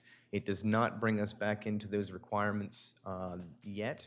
However, it is getting us closer to that wind zone. It does away with the 110-mile-an-hour wind zone in the nation and puts basically a standard of 130 throughout. So it is raising our wind zone requirements, and primarily where this comes into play is basically the center of the country, where we have a lot more stronger storms, bigger tornadoes, those kind of things. The requirements as compared to the coast construction, they're pretty much the same. There are some small changes to means of egress from the basement situations. It is not significant overall. We are already requiring a secondary means of egress from basement situations, and as always, any bedrooms that are located in the basement will have their own single means of egress from that. Swimming pools, this is a pretty significant one. Swimming pools and spas actually get pulled out of the residential code and placed into its own code book. 2012, it was probably a page or two. 2015, they increased it to 10 to 20 pages. And in 2018, they actually pulled that book out. So I imagine that there's a lot more to do with the equipment and the placement of the pool. It doesn't really do anything for us significantly here in the city other than obviously raise our training requirements as code officials.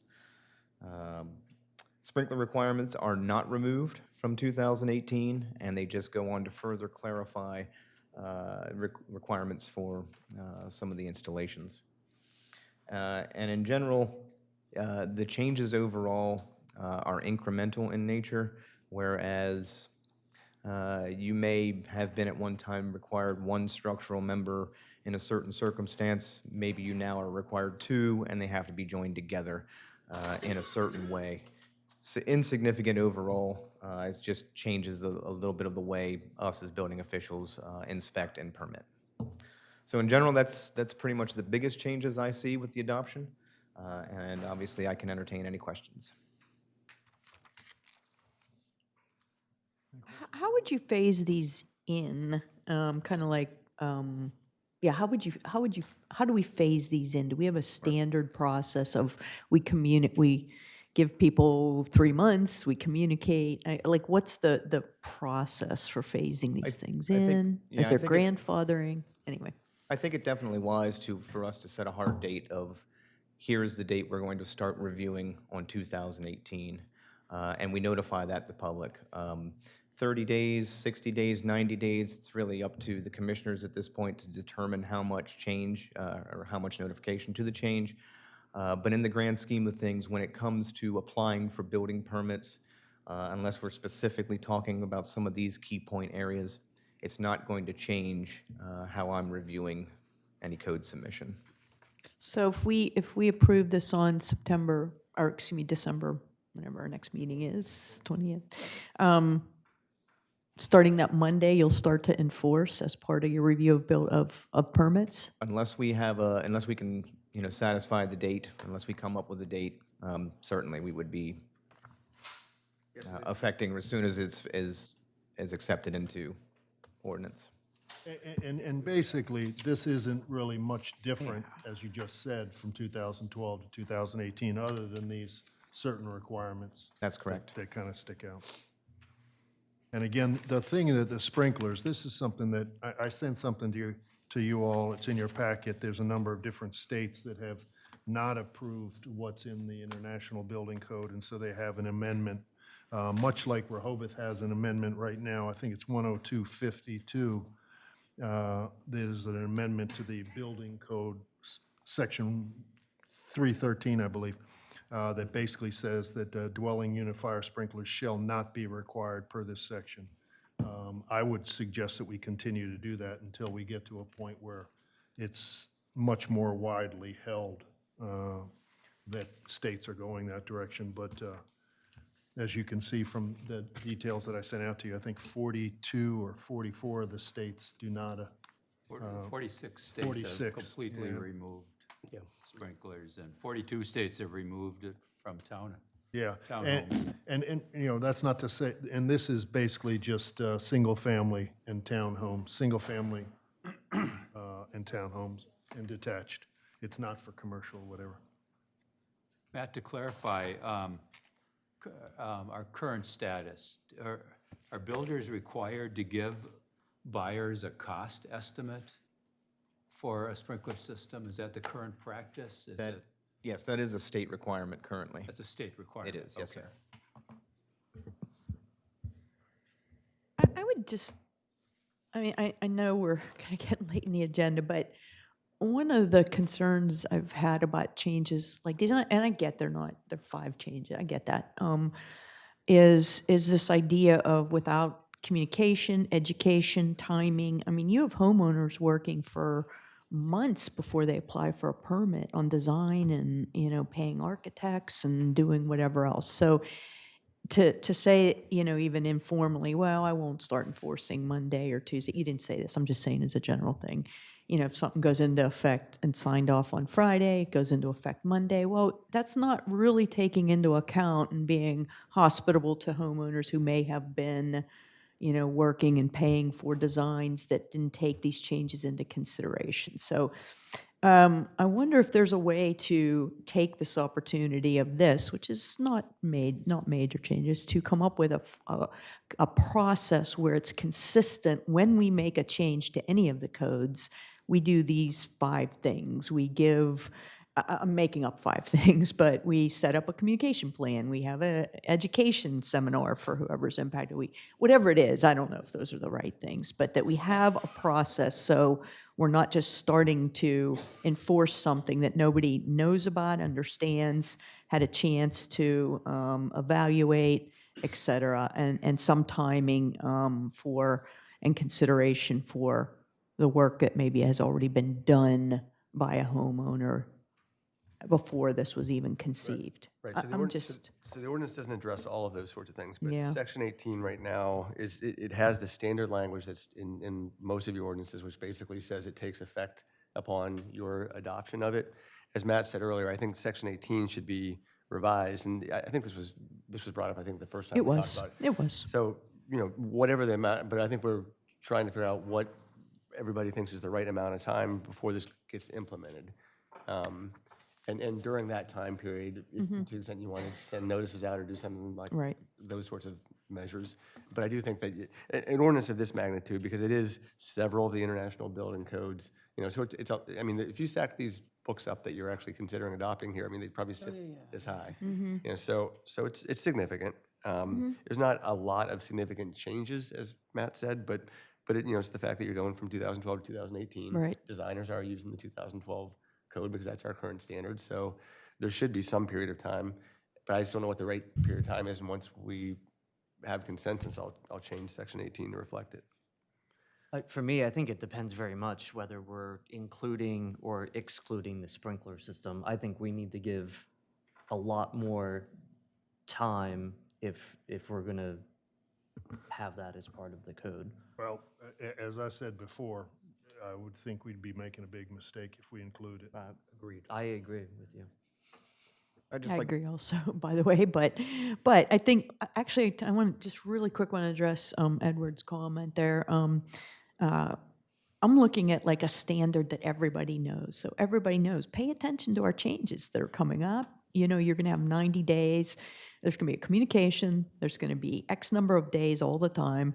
That's standard that and you should plan for, before it's going to be enforced. And then there'll be an education, something, either it's an email or it's a meeting or it's a session or whatever it is, but there should be a standard set of things that happen when we change a code that impacts a builder, a homeowner, or a property owners or residents. I completely agree with having a standard. Yeah. But if You think it should be variable? I think there's certain situations where we may need to have even a longer period of time. I see.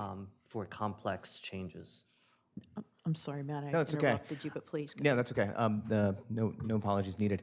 I would just like to state that as historically, as a design professional, us adopting this code would not make me scramble from 12 to 18 in any other way and would not make me design differently if I was designing for the city. Oh, interesting. Okay. That's really helpful.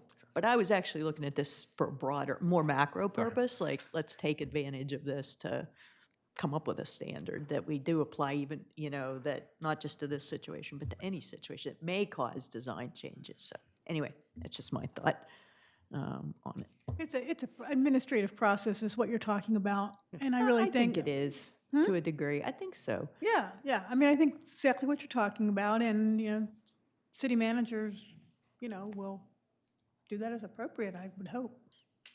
Well, we haven't had a standard, though. We haven't. I mean, that everybody knows of. I Yeah. mean, and it just happened Well, a you month know, it ago with that, probab- that. You know, and floor- I think you're gross right, though. area. So I think this could be an agenda item for us to talk about on a separately, because it's, you know, more encompassing is what you're talking about, which is beyond what we're doing here. I would like it to be a separate agenda item at some point when the time's right, but to this point, I think it would be good to put some timing in, just so we start to set a precedent of setting in some timing for the phase-in of new changes. So I'm going to throw out 90 days, but just since I think you said 30, 60, 90, whatever it is, so I don't know. Matt, as a professional, have you ever seen something like that? Or do they typically, as they change from 2012 to 18 or 09 to 12, do they put a timing block?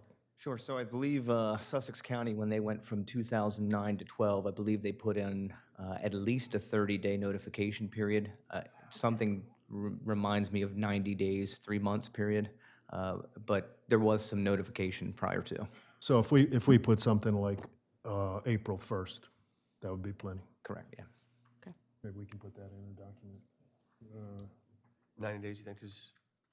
It really doesn't matter. I mean, April 1st will end up being just over 90 days. again, as a so- design professional, it's not changing the way I design, so, or historically, objections as to- I would have. Any No, objections? I think it's a No, good that makes practice, good practice.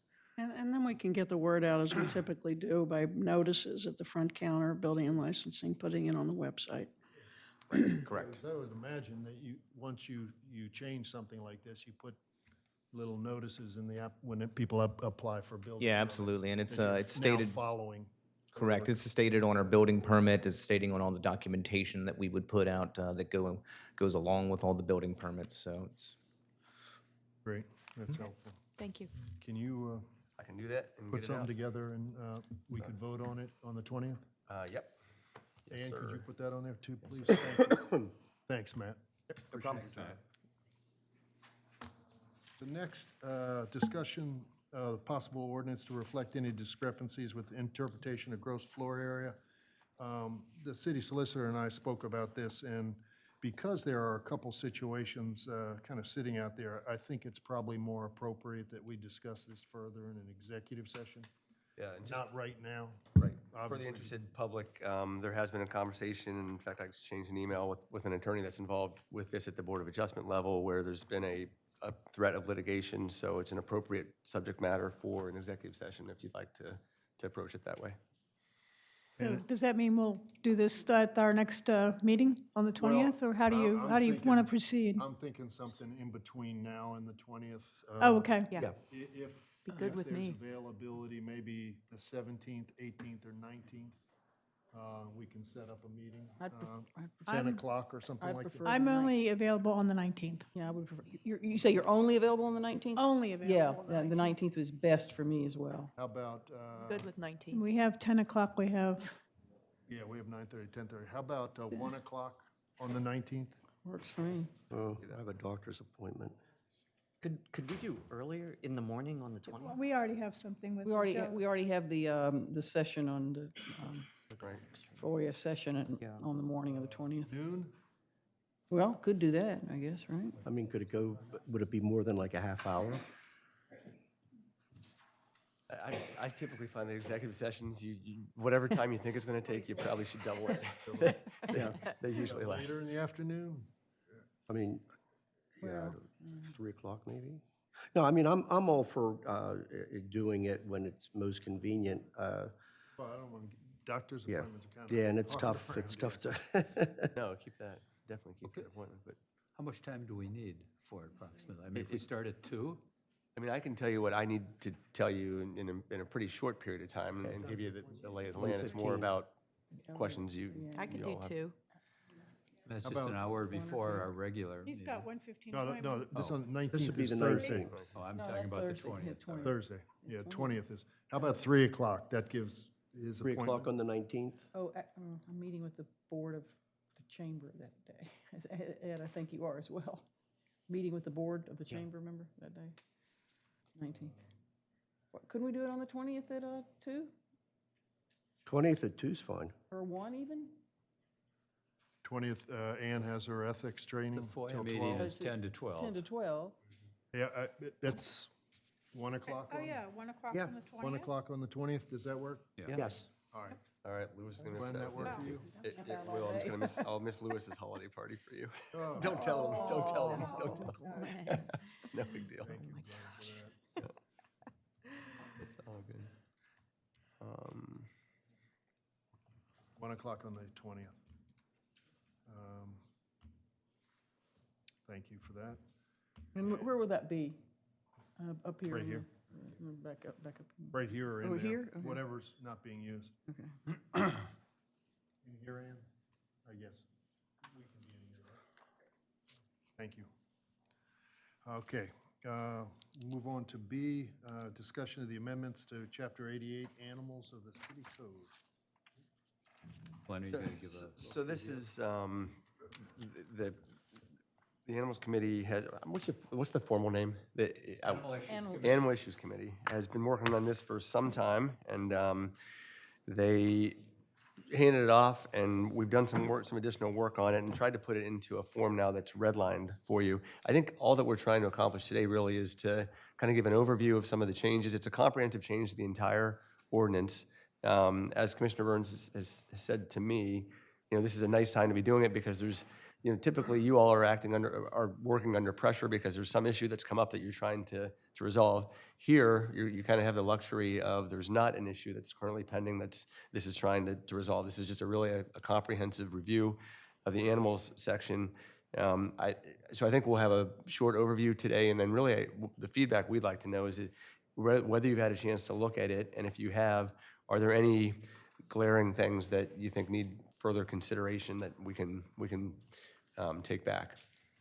Glenn, I can't imagine why this room isn't full. Right.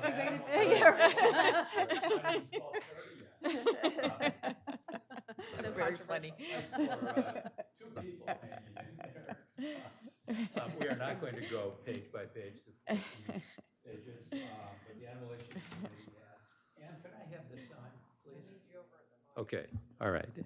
And could we do this, the overhead, please? I just want to give a brief overview, once we blow that up, of the Animal Issues Committee, just to remind folks of who we are and what we do, and I think that's an important part of this. So if you could just take a quick look. This is the mission statement that was approved by the commissioners in May of 2018.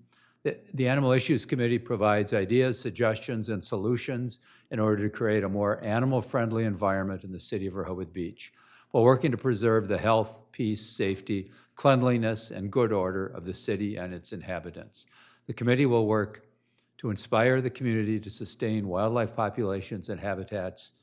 Where am I at? In habitats. I'm losing it here.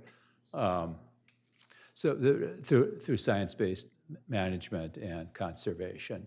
We are advisory, obviously, to the Board of Commissioners.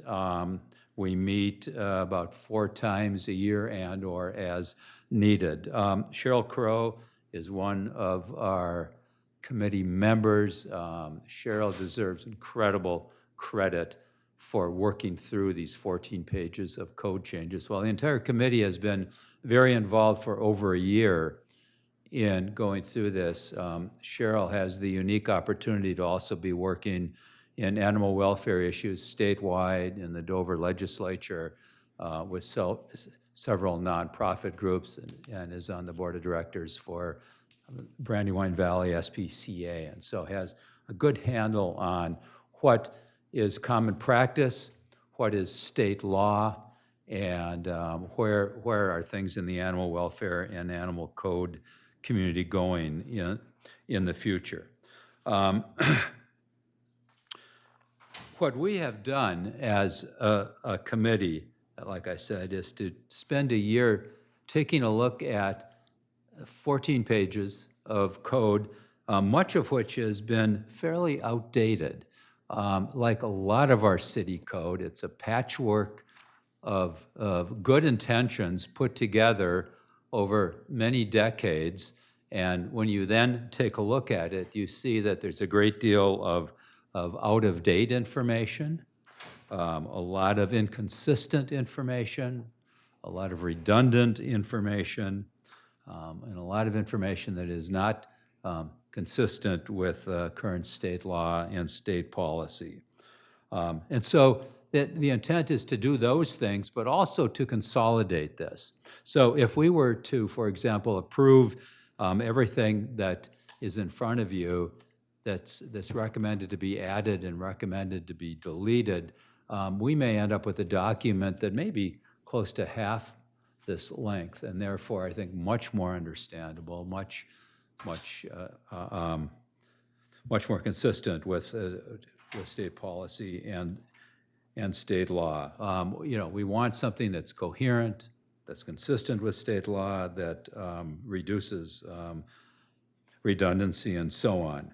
So as you take a look at this, everything that is underlined, please be reminded, is new information, is updated information. Everything that has a line through, we are recommending to delete from the current policy. As a part of this process over the last year or so, we have met with several people. We have invited the public in to make recommendations.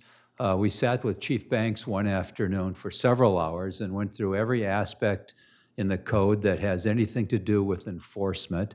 We wanted to make sure that our local police department approves of the direction that we're going. We also asked for ideas and input. The chief took some things back to his team and came back to us, and so this reflects Chief Banks' involvement, particularly in all of the areas related to enforcement. So before we get into specifics, let me just hand it over to Cheryl to see if there's anything additional to add. Good afternoon, Cheryl Crow. Thank you so much for letting us put this on the agenda for today. It has been a work in progress and quite a detailed work in progress. I'm just going to reiterate what Dick stated Commissioner Burns stated, that we went through this original version and the intent was to consolidate and basically clean up some old language. We've had some changes on the state level. We also have some proposed changes on the state level that this will reflect if adopted. And I think it was just important and well overdue for us to take a look at this. And you know, again, it's a pleasure working in public policy when you're going back and revamping and redoing something when there's not a public outcry, when there's not a problem. And this is this is what our intent is to prevent any, I don't want to say any possible chance, that's not correct, but as much as we can prevent any possibility of there being not only issues with animals, but issues between neighbors with animals. So this again was a culmination of our team and some outside sources that really helped kind of define this language. Is it perfect? Absolutely not. I know we're going to go back to the drawing board on some of these line items and really try to fine tune them. But with that being said, you know, we really appreciate it. And most of you may recall that we did go back and completely revamp and rewrite the section pertaining to cats just a few years ago. You know, I'm not in the business of creating more work for anyone, let alone all of you who get to do this all the time. We left the language that was suitable and vetted and workable be. So the majority of the language that that has proposed changes is relative to dogs. We did work with Tri-State Bird Rescue and Ray Bryant on some wildfowl and some wildlife language, very, very minimal, but again, more specific to dogs. And basically issues that we could face within the city. We all know we have a lot of folks coming in as vacationers, renters, tourists with animals, and hopefully that this will address some of the potential, not current issues we may face then. So really appreciate it. You know, we can speed through it as quickly as you like, but we'll open up for questions if that's appropriate. I actually have a question for the city solicitor. So in this ordinance, draft ordinance, they've got, anyone who violates this section shall be fined. Don't we just, for most of everything, don't we just call it a civil violation, and as such, it's Right. under? There's a lot of code that's been revised to make it civil offenses, and Right. that may be appropriate in some areas here. Yeah. That's also for your consideration. Right now, but as it's written, I think continues to be, at least that section continues to be a quasi-criminal violation. So that may be something for your consideration, is whether you want to migrate these to civil offenses versus quasi-criminal type offenses. The reason we did that in a lot of other areas of the code years ago is because it becomes difficult for a police officer to charge somebody with some of these violations that really a state court doesn't want to deal with a dog issue in the city of Rehoboth Beach. So if you make them a civil offense, we can deal with it locally here with our own aldermen, and actually the ordinances become a little bit more effective sometimes as from an enforcement perspective. I mean, there might be some criminal, the vicious dog situation, or being bitten by, a rabid animal Sure. that hasn't been appropriately, Or, vaccinated. or animal cruelty. And just to Right. chime in on that, when we had discussions about issues where it was a dangerous dog or some type of mistreatment or miskeeping of an animal, what we tried best to do with this ordinance is take the onus off the city as much as possible. We do have a state agency that handles cruelty cases. We have a state agency that handles rabies, state agency that will handle and somehow mitigate the damage with dangerous dogs. So that was the intent of doing this, was not only to clean up and incorporate some useful language, but also take the responsibility off the city for these issues.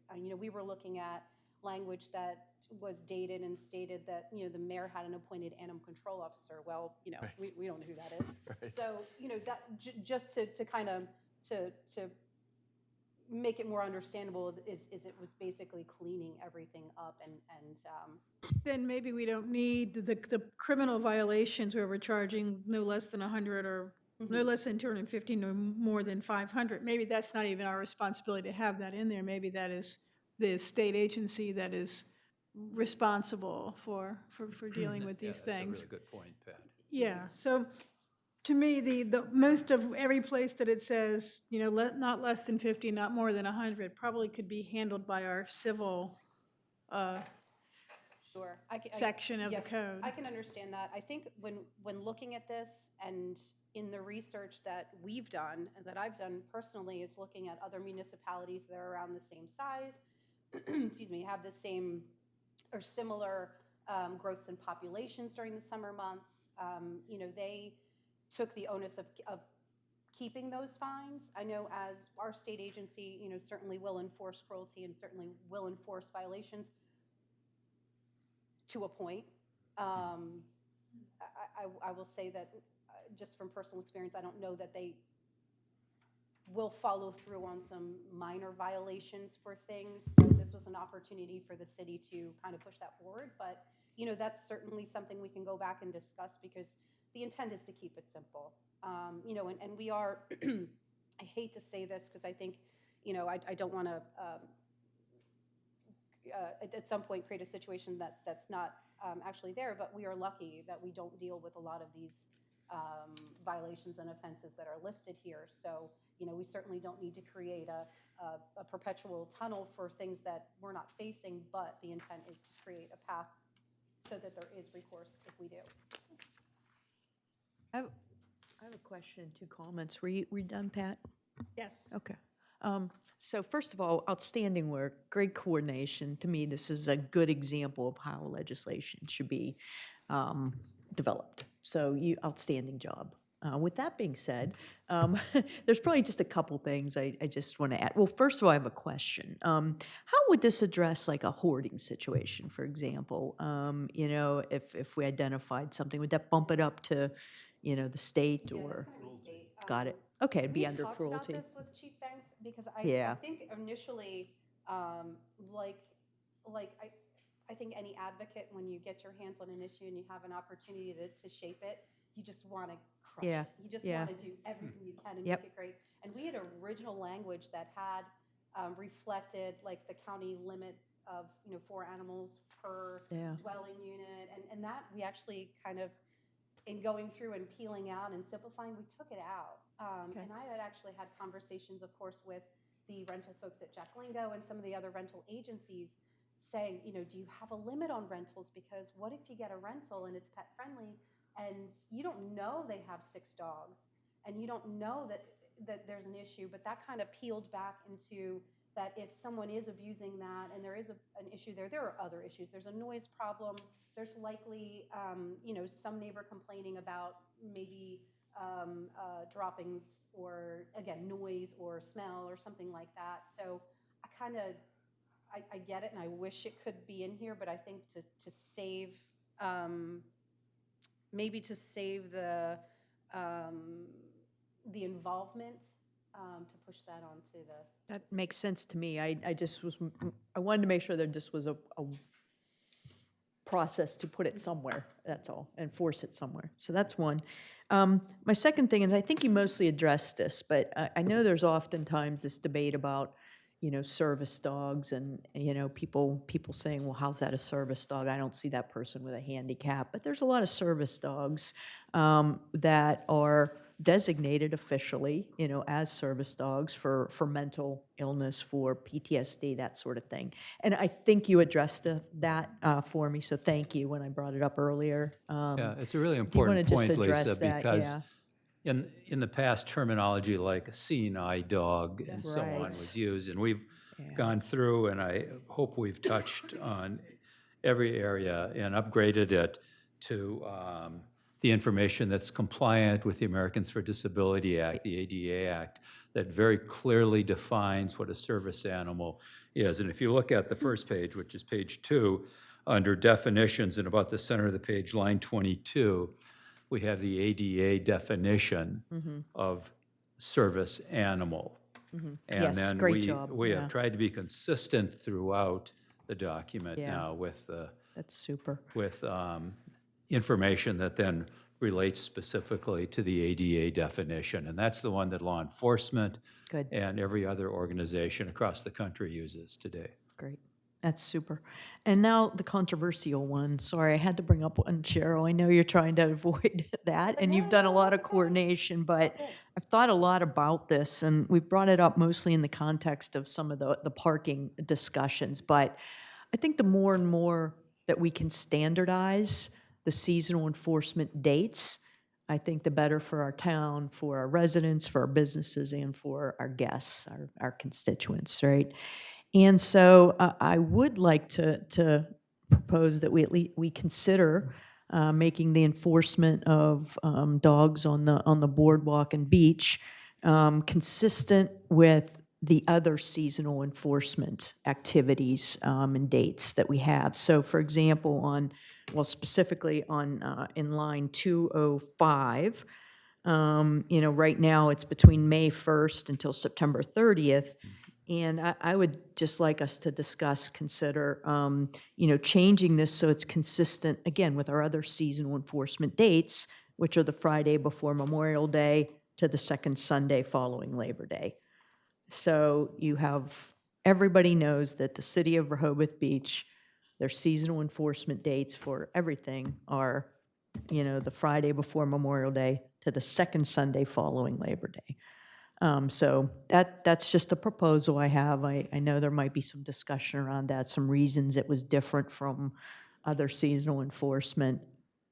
I can't figure out what those might be, but it seems this is an opportunity to clarify this and help standardize across the board. Are all seasonal enforcement dates the same, with the I don't know, exception of this? honestly, that's why I brought it up. The Yeah. only two I looked that's- at were it's a question. parking and So you're and using this. the parking dates, So Lisa. Sharon Bicycling's would know. different, isn't it? What's that? Bicycling's different. Bicycling is different, yeah. Yeah. I mean, Bikes Well, on the maybe boardwalk. we look at that as part of the, I was going to bring this up during the parking and other, in that discussion further. Like the left turns, for example, are different from parking. So I'm not sure why that is either. But this isn't the time and the place. But it's something we did last year with parking. We tried to make things more consistent, the dates between like permit and meter parking. So the more I think we can do this, you know, the better. So that's just my thoughts and something I wanted to bring up. And I have I had a similar interest in this is if there was a way to kind of shorten the exclusion period from 5 months to something that made sense, because I mean, May till the end of September is 5 months. If there was a way legally and legitimately to shorten that, that would be what I would recommend. And I don't know what the best dates are, but I know that if it could be like the middle of September, if it could be closer to Memorial Day, that would probably make my family and some other folks happier. I think that's certainly something that we had, first and foremost, taken into consideration with enforcement. It's all fine and well to put dates. We have to have the folks physically to enforce it. So that's a conversation too, to incorporate Chief Banks and the city police department to make sure that those folks are even available. If we decide to shorten or extend any time frame, the language is only as good as the folks that can get out there and do it. Right, and actually that would be probably, are the summer law enforcement folks here from May 1st to September 30th? They're not necessarily in full grouping yet. But there's, the concentration is from like Memorial Day weekend until the Labor Day. Yes. So based on that, it would seem like we would have the greatest concentration of enforcement possibility if, during that shorter period of time. So just I hadn't even thought about that point, but it seems like if you can't enforce something, you don't have the people to enforce, why do you keep the dates May 1st, right? I mean, and October 1st. So why not do it when we have the majority? And I get totally, please do talk to the city, talk to the bicycles and I think dogs on the boardwalk are May 15th to September 15th. So No, I looked it up. It's actually April bicycles 30. are. Yeah, the dogs is September, or May 1st through September 30th. Right. Yeah, and if I can give a little background on that, because I was head of the Animal Issues Committee back in '06 or '07, and I pushed for a shorter period because then it was 2 months longer. Oh, okay. 1 month on each end longer. And a lot of people said, no, can't do it. So nothing happened. So about 3 years later, something did happen that it compressed it a month. But one of the things you have to remember is through September and even starting early in May, there are a lot more people on the boardwalk and a lot more people on the beach. And that's what came up, and I think when they did actually compress it, those 2 months on 1 month on either end, it was like, well, who's really on the beach in October and who's really on the beach in April? But, and so they compressed it, but you do get a lot of people on the boardwalk and the beach, and that was something that people had some concerns about. So I just wanted to For bring it. reference, the Ocean City, the town of Ocean City, city of Ocean City, is looking at their animal ordinance because they had some folks that had voiced some concern on the short duration of the season, and in hopes that they can extend their season. I know it's apples and oranges, that's a different, different makeup and lots of different things come into play there with their boardwalk. They were looking at it from a tourism perspective and the income for folks that would come in the off-season and bring their animals and go into those weekly rentals with animals. But I don't necessarily think that we're seeing, I don't think that that's the root of this discussion. Just I would like to modify it. I mean, after you talk, if there's no, I don't know, Sharon, do you have any feedback at all? I think you were here. Were you here when they condensed it the first time or not? I just was wondering if you saw any kind of impact. Okay. What do you think? Well, I mean, wouldn't wanna want to waste do people's anything time. without discussing it with the police department. Chief Banks might have some specific reasoning for this. There are different dates, and maybe they coincide with like seasonal officers or, but so it's great to be consistent on everything. It's not always you know, that predictable. So I would much rather talk to the chief first before moving ahead with anything. Okay, fair enough. The one thing, for a plug for Chief Banks and his top-notch law enforcement group, I do a lot of walking on the boardwalk for exercise, and I will compliment them that the folks who are patrolling the beach boardwalk during the time when dogs are prohibited from being on the boardwalk, I think have done a really, really good job of being polite and hospitable, but asking people and reminding them that their dog should not be on the boardwalk. And people have been polite and because you don't always see where the signs are. But I do think enforcement during that period has been done in a very respectful way. So that's a nice thing to make note of. And I would add into that, if the concern is, you know, the animals, and I would say most animal owners are pretty darn responsible, but there's some that aren't, that don't clean up after them. Maybe if Chief doesn't have a major reason for not changing this or, you know, issues with it, maybe the other thing we think about is raising the fine for, you know, not cleaning up after your dog, you know, to also, I mean, tied in with a longer, you know, longer season that they're allowed, and bumping up to more tourists. Maybe that's a way of offsetting some of the concern is, you know, instead of, what is it, $250 if you don't clean up or whatever now, maybe it's $500, you know what I'm saying? So there's a bigger incentive to keep things clean, and that would offset maybe some of the concerns with having the, you know, the shorter Yeah, enforcement I think the time. concern has Just a been thought. much less with that Yeah. than with the leashes and the Got it. people and the bikes. Okay. But you're and addressing that with the Potential 6 foot. public safety issue of Yeah, okay. of Well, that. maybe we should change the bikes too, but that's not this discussion, right? That's maybe another time. But anyway, but yeah, I'd love to hear what Chief has to say, and if we could think about this, it just seems to make a little bit of sense, so. Anything else for us? No, this is great. No, great job. Yeah. Great job. Really great job. Thank you Do you all. think Appreciate it. with revisions, you'd be ready to put this into place at the next voting meeting?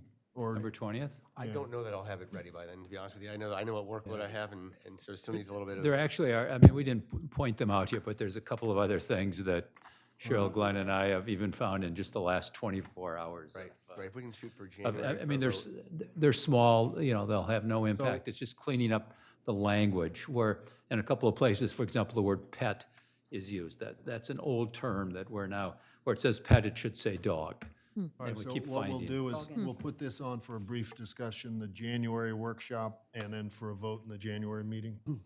I think That that's works. good. Works for me. Thank you. All right, thank you all. Thank you, guys. It's awesome. All right, and then the last thing on the agenda should be pretty quick. As you can see in my packet, or the packet, I put in something on Chapter 51 of the code, which is on the Planning Commission. And as you recall, there are a number of comments over the last couple of months about the establishment and basically what comprised the Planning Commission as well as the Board of Adjustment. And just informationally, on the Board of Adjustment, you do have to be a resident, those 5 members, so I don't see anything to be changed there. But what I've done is just marked up, really, it's just 51-2, which is the composition of the term of office of the City Planning Commission. It was just City Planning Commission shall consist of 9 members, period. And what I put in there was, added, was who shall be residents, property owners, registered voters, or persons eligible to register to vote within the city of Rehoboth Beach, period. And then I did a couple corrections that are in the book, but that's it, just adding that addition to that sentence. And I think that takes care of the comments that a lot of people had mentioned about the composition of the Planning Commission. I think that's the way to go, and I like the language as it is, Mayor. I would say that while we're at this, we have 3 commissions that are or quasi-judicial. One is The Board of Adjustments, obviously, which already has this type of language. The second is, as you mentioned here, the Planning Commission. And the third is the Parks and Shade Tree Commission. So I would say since we're doing the Planning Commission, I know we're looking at maybe some changes and recommendations on the Parks and Shade Tree Commission, but I would insert that same language wherever that would need to be inserted for that commission as well. So then all commissions that have some sort of quasi-judicial authority would have that same language and that same requirement that you be a voting member or resident of the city. So why not, let's address so all commissions are consistent. Yeah, I do agree with that. However, it is in the hands right now of the Law Oversight Committee, so that's part of what they're looking at as well. And so I would think once they get to the point where they are in a position to present something to us. They're looking at the commission? I thought they were looking at the tree ordinance. The tree ordinance, But they're which doing that as part of this. includes Yeah. the Park and Shade Tree Oh, Commission. sorry, I Is misunderstood the Park and that. Shade Tree Commission is the commission that judicially looks at the tree Do you think ordinance. that's something that's imminent then, to come to us? I think they've got And something.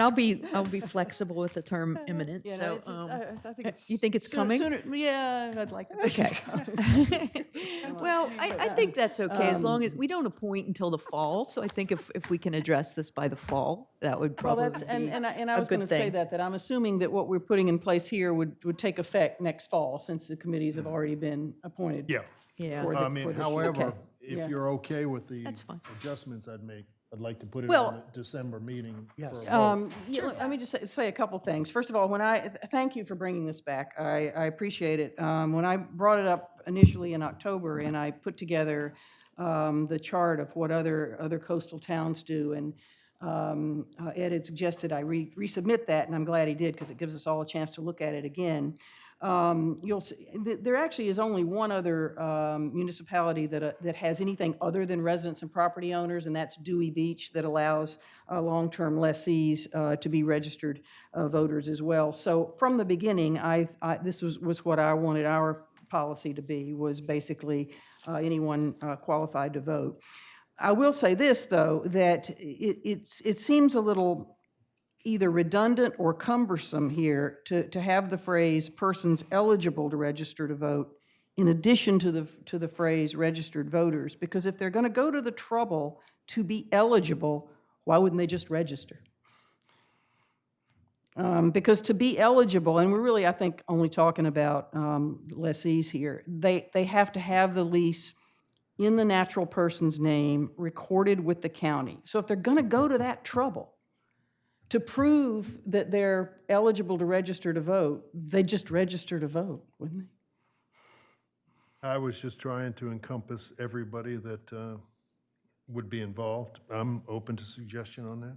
I like it the way it is, and without making that a distinction, because that is the way that our voting language is, number one. And number two, the intent of that, whether you have a lease on that property, whatever the intent of that section is to give those who have a long-term interest and investment in our city the opportunity to have a say in how our city is run. And that's the intent. So therefore, if you are in an eligibility voting status, then you now can participate, and that means that you have a 10-year investment in this city, which is even more probably than part-time residents in some cases. Well, yeah, So- and if you look at the residents, what people we have included, you can be property owner and not registered to vote. That's Oh, right. yeah, absolutely, no, right. So I think this is covering the waterfront on it. I I do think too. it's fair. Yeah, that's an excellent point. The other thing I'll say is, I don't know if you're aware of this, but in our current voting list, fewer than 1% of the registered voters, exactly 10 of them, in fact, are leaseholders, and 7 of those are homeowners, and only 3 are business owners. The 3 that are business owners are realtors. So in order to be eligible, the lease, 2 things would have to be recorded with the county, and the leaseholder has to be a natural person. So I think We don't have many of those, which I think is why that gets lost in the shuffle sometimes, because it's really so few that it's easy to forget. But again, it's encompassing all. And, Right. you know, one of the things that came up a number of years ago when this was discussed, and when it was pointed out that if you had a 10-year lease, you could be eligible to vote, was the fact that, you know, a lot of businesses, you might not want a 10-year lease, because especially in a business area like this, after 5 years, you may not be making any money, and it's hard to get out of the next 5 years.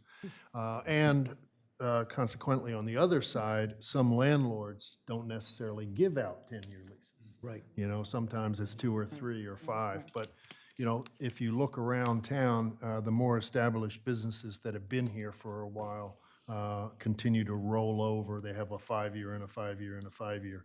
And so, yes, many of these people have not taken advantage of it.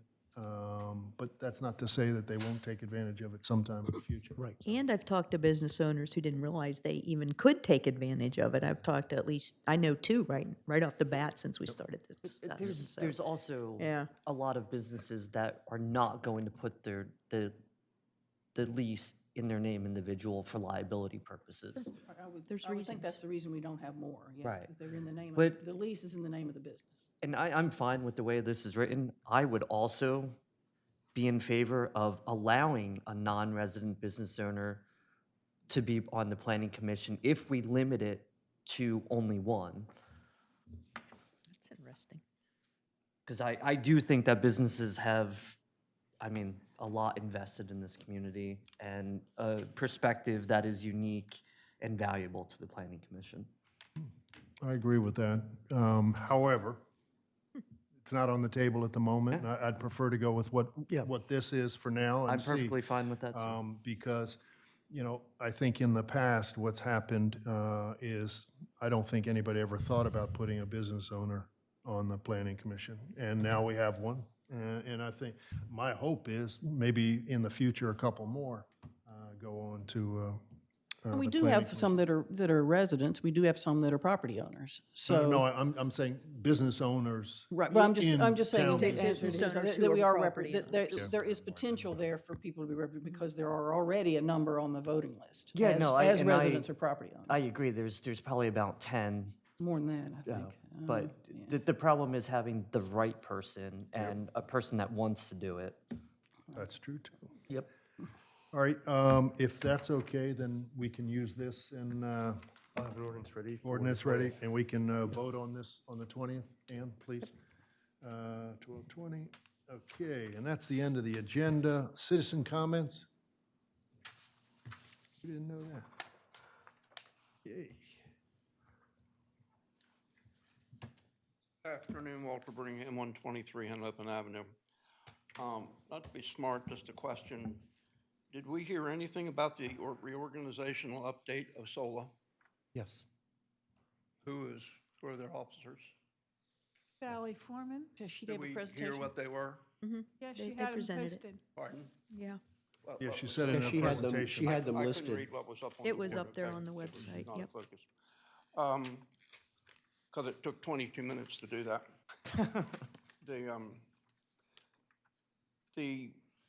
It's a suggestion to the mayor and whoever else puts the agenda together.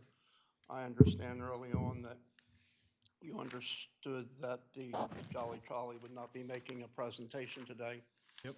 And I would have thought that that would have come out early to what you downloaded off of the internet.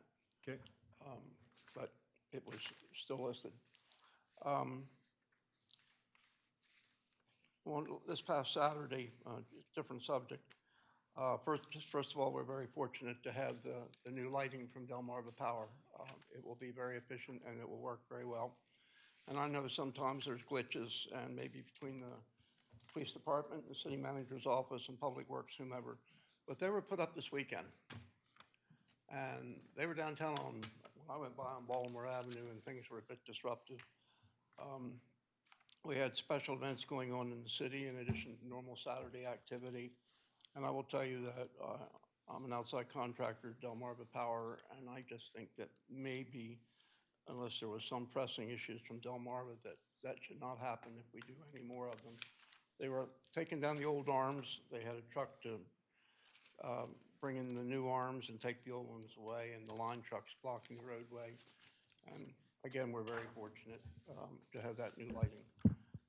And lastly, don't know what the item number was, but Mrs. Bennett from GHD, I thought that was an excellent report, and I congratulate you all for contracting to have that done, and hopefully some of those things that she suggested could be implemented.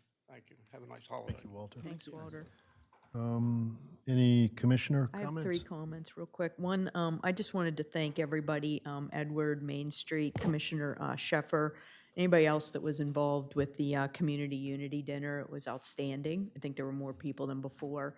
The citizen awardee, Rhonda from UPS, outstanding choice. I would never have thought of that, and it was outstanding choice. So kudos to all you guys and anybody else that helped or organized that. I also wanted to give some kudos to Chief and his team.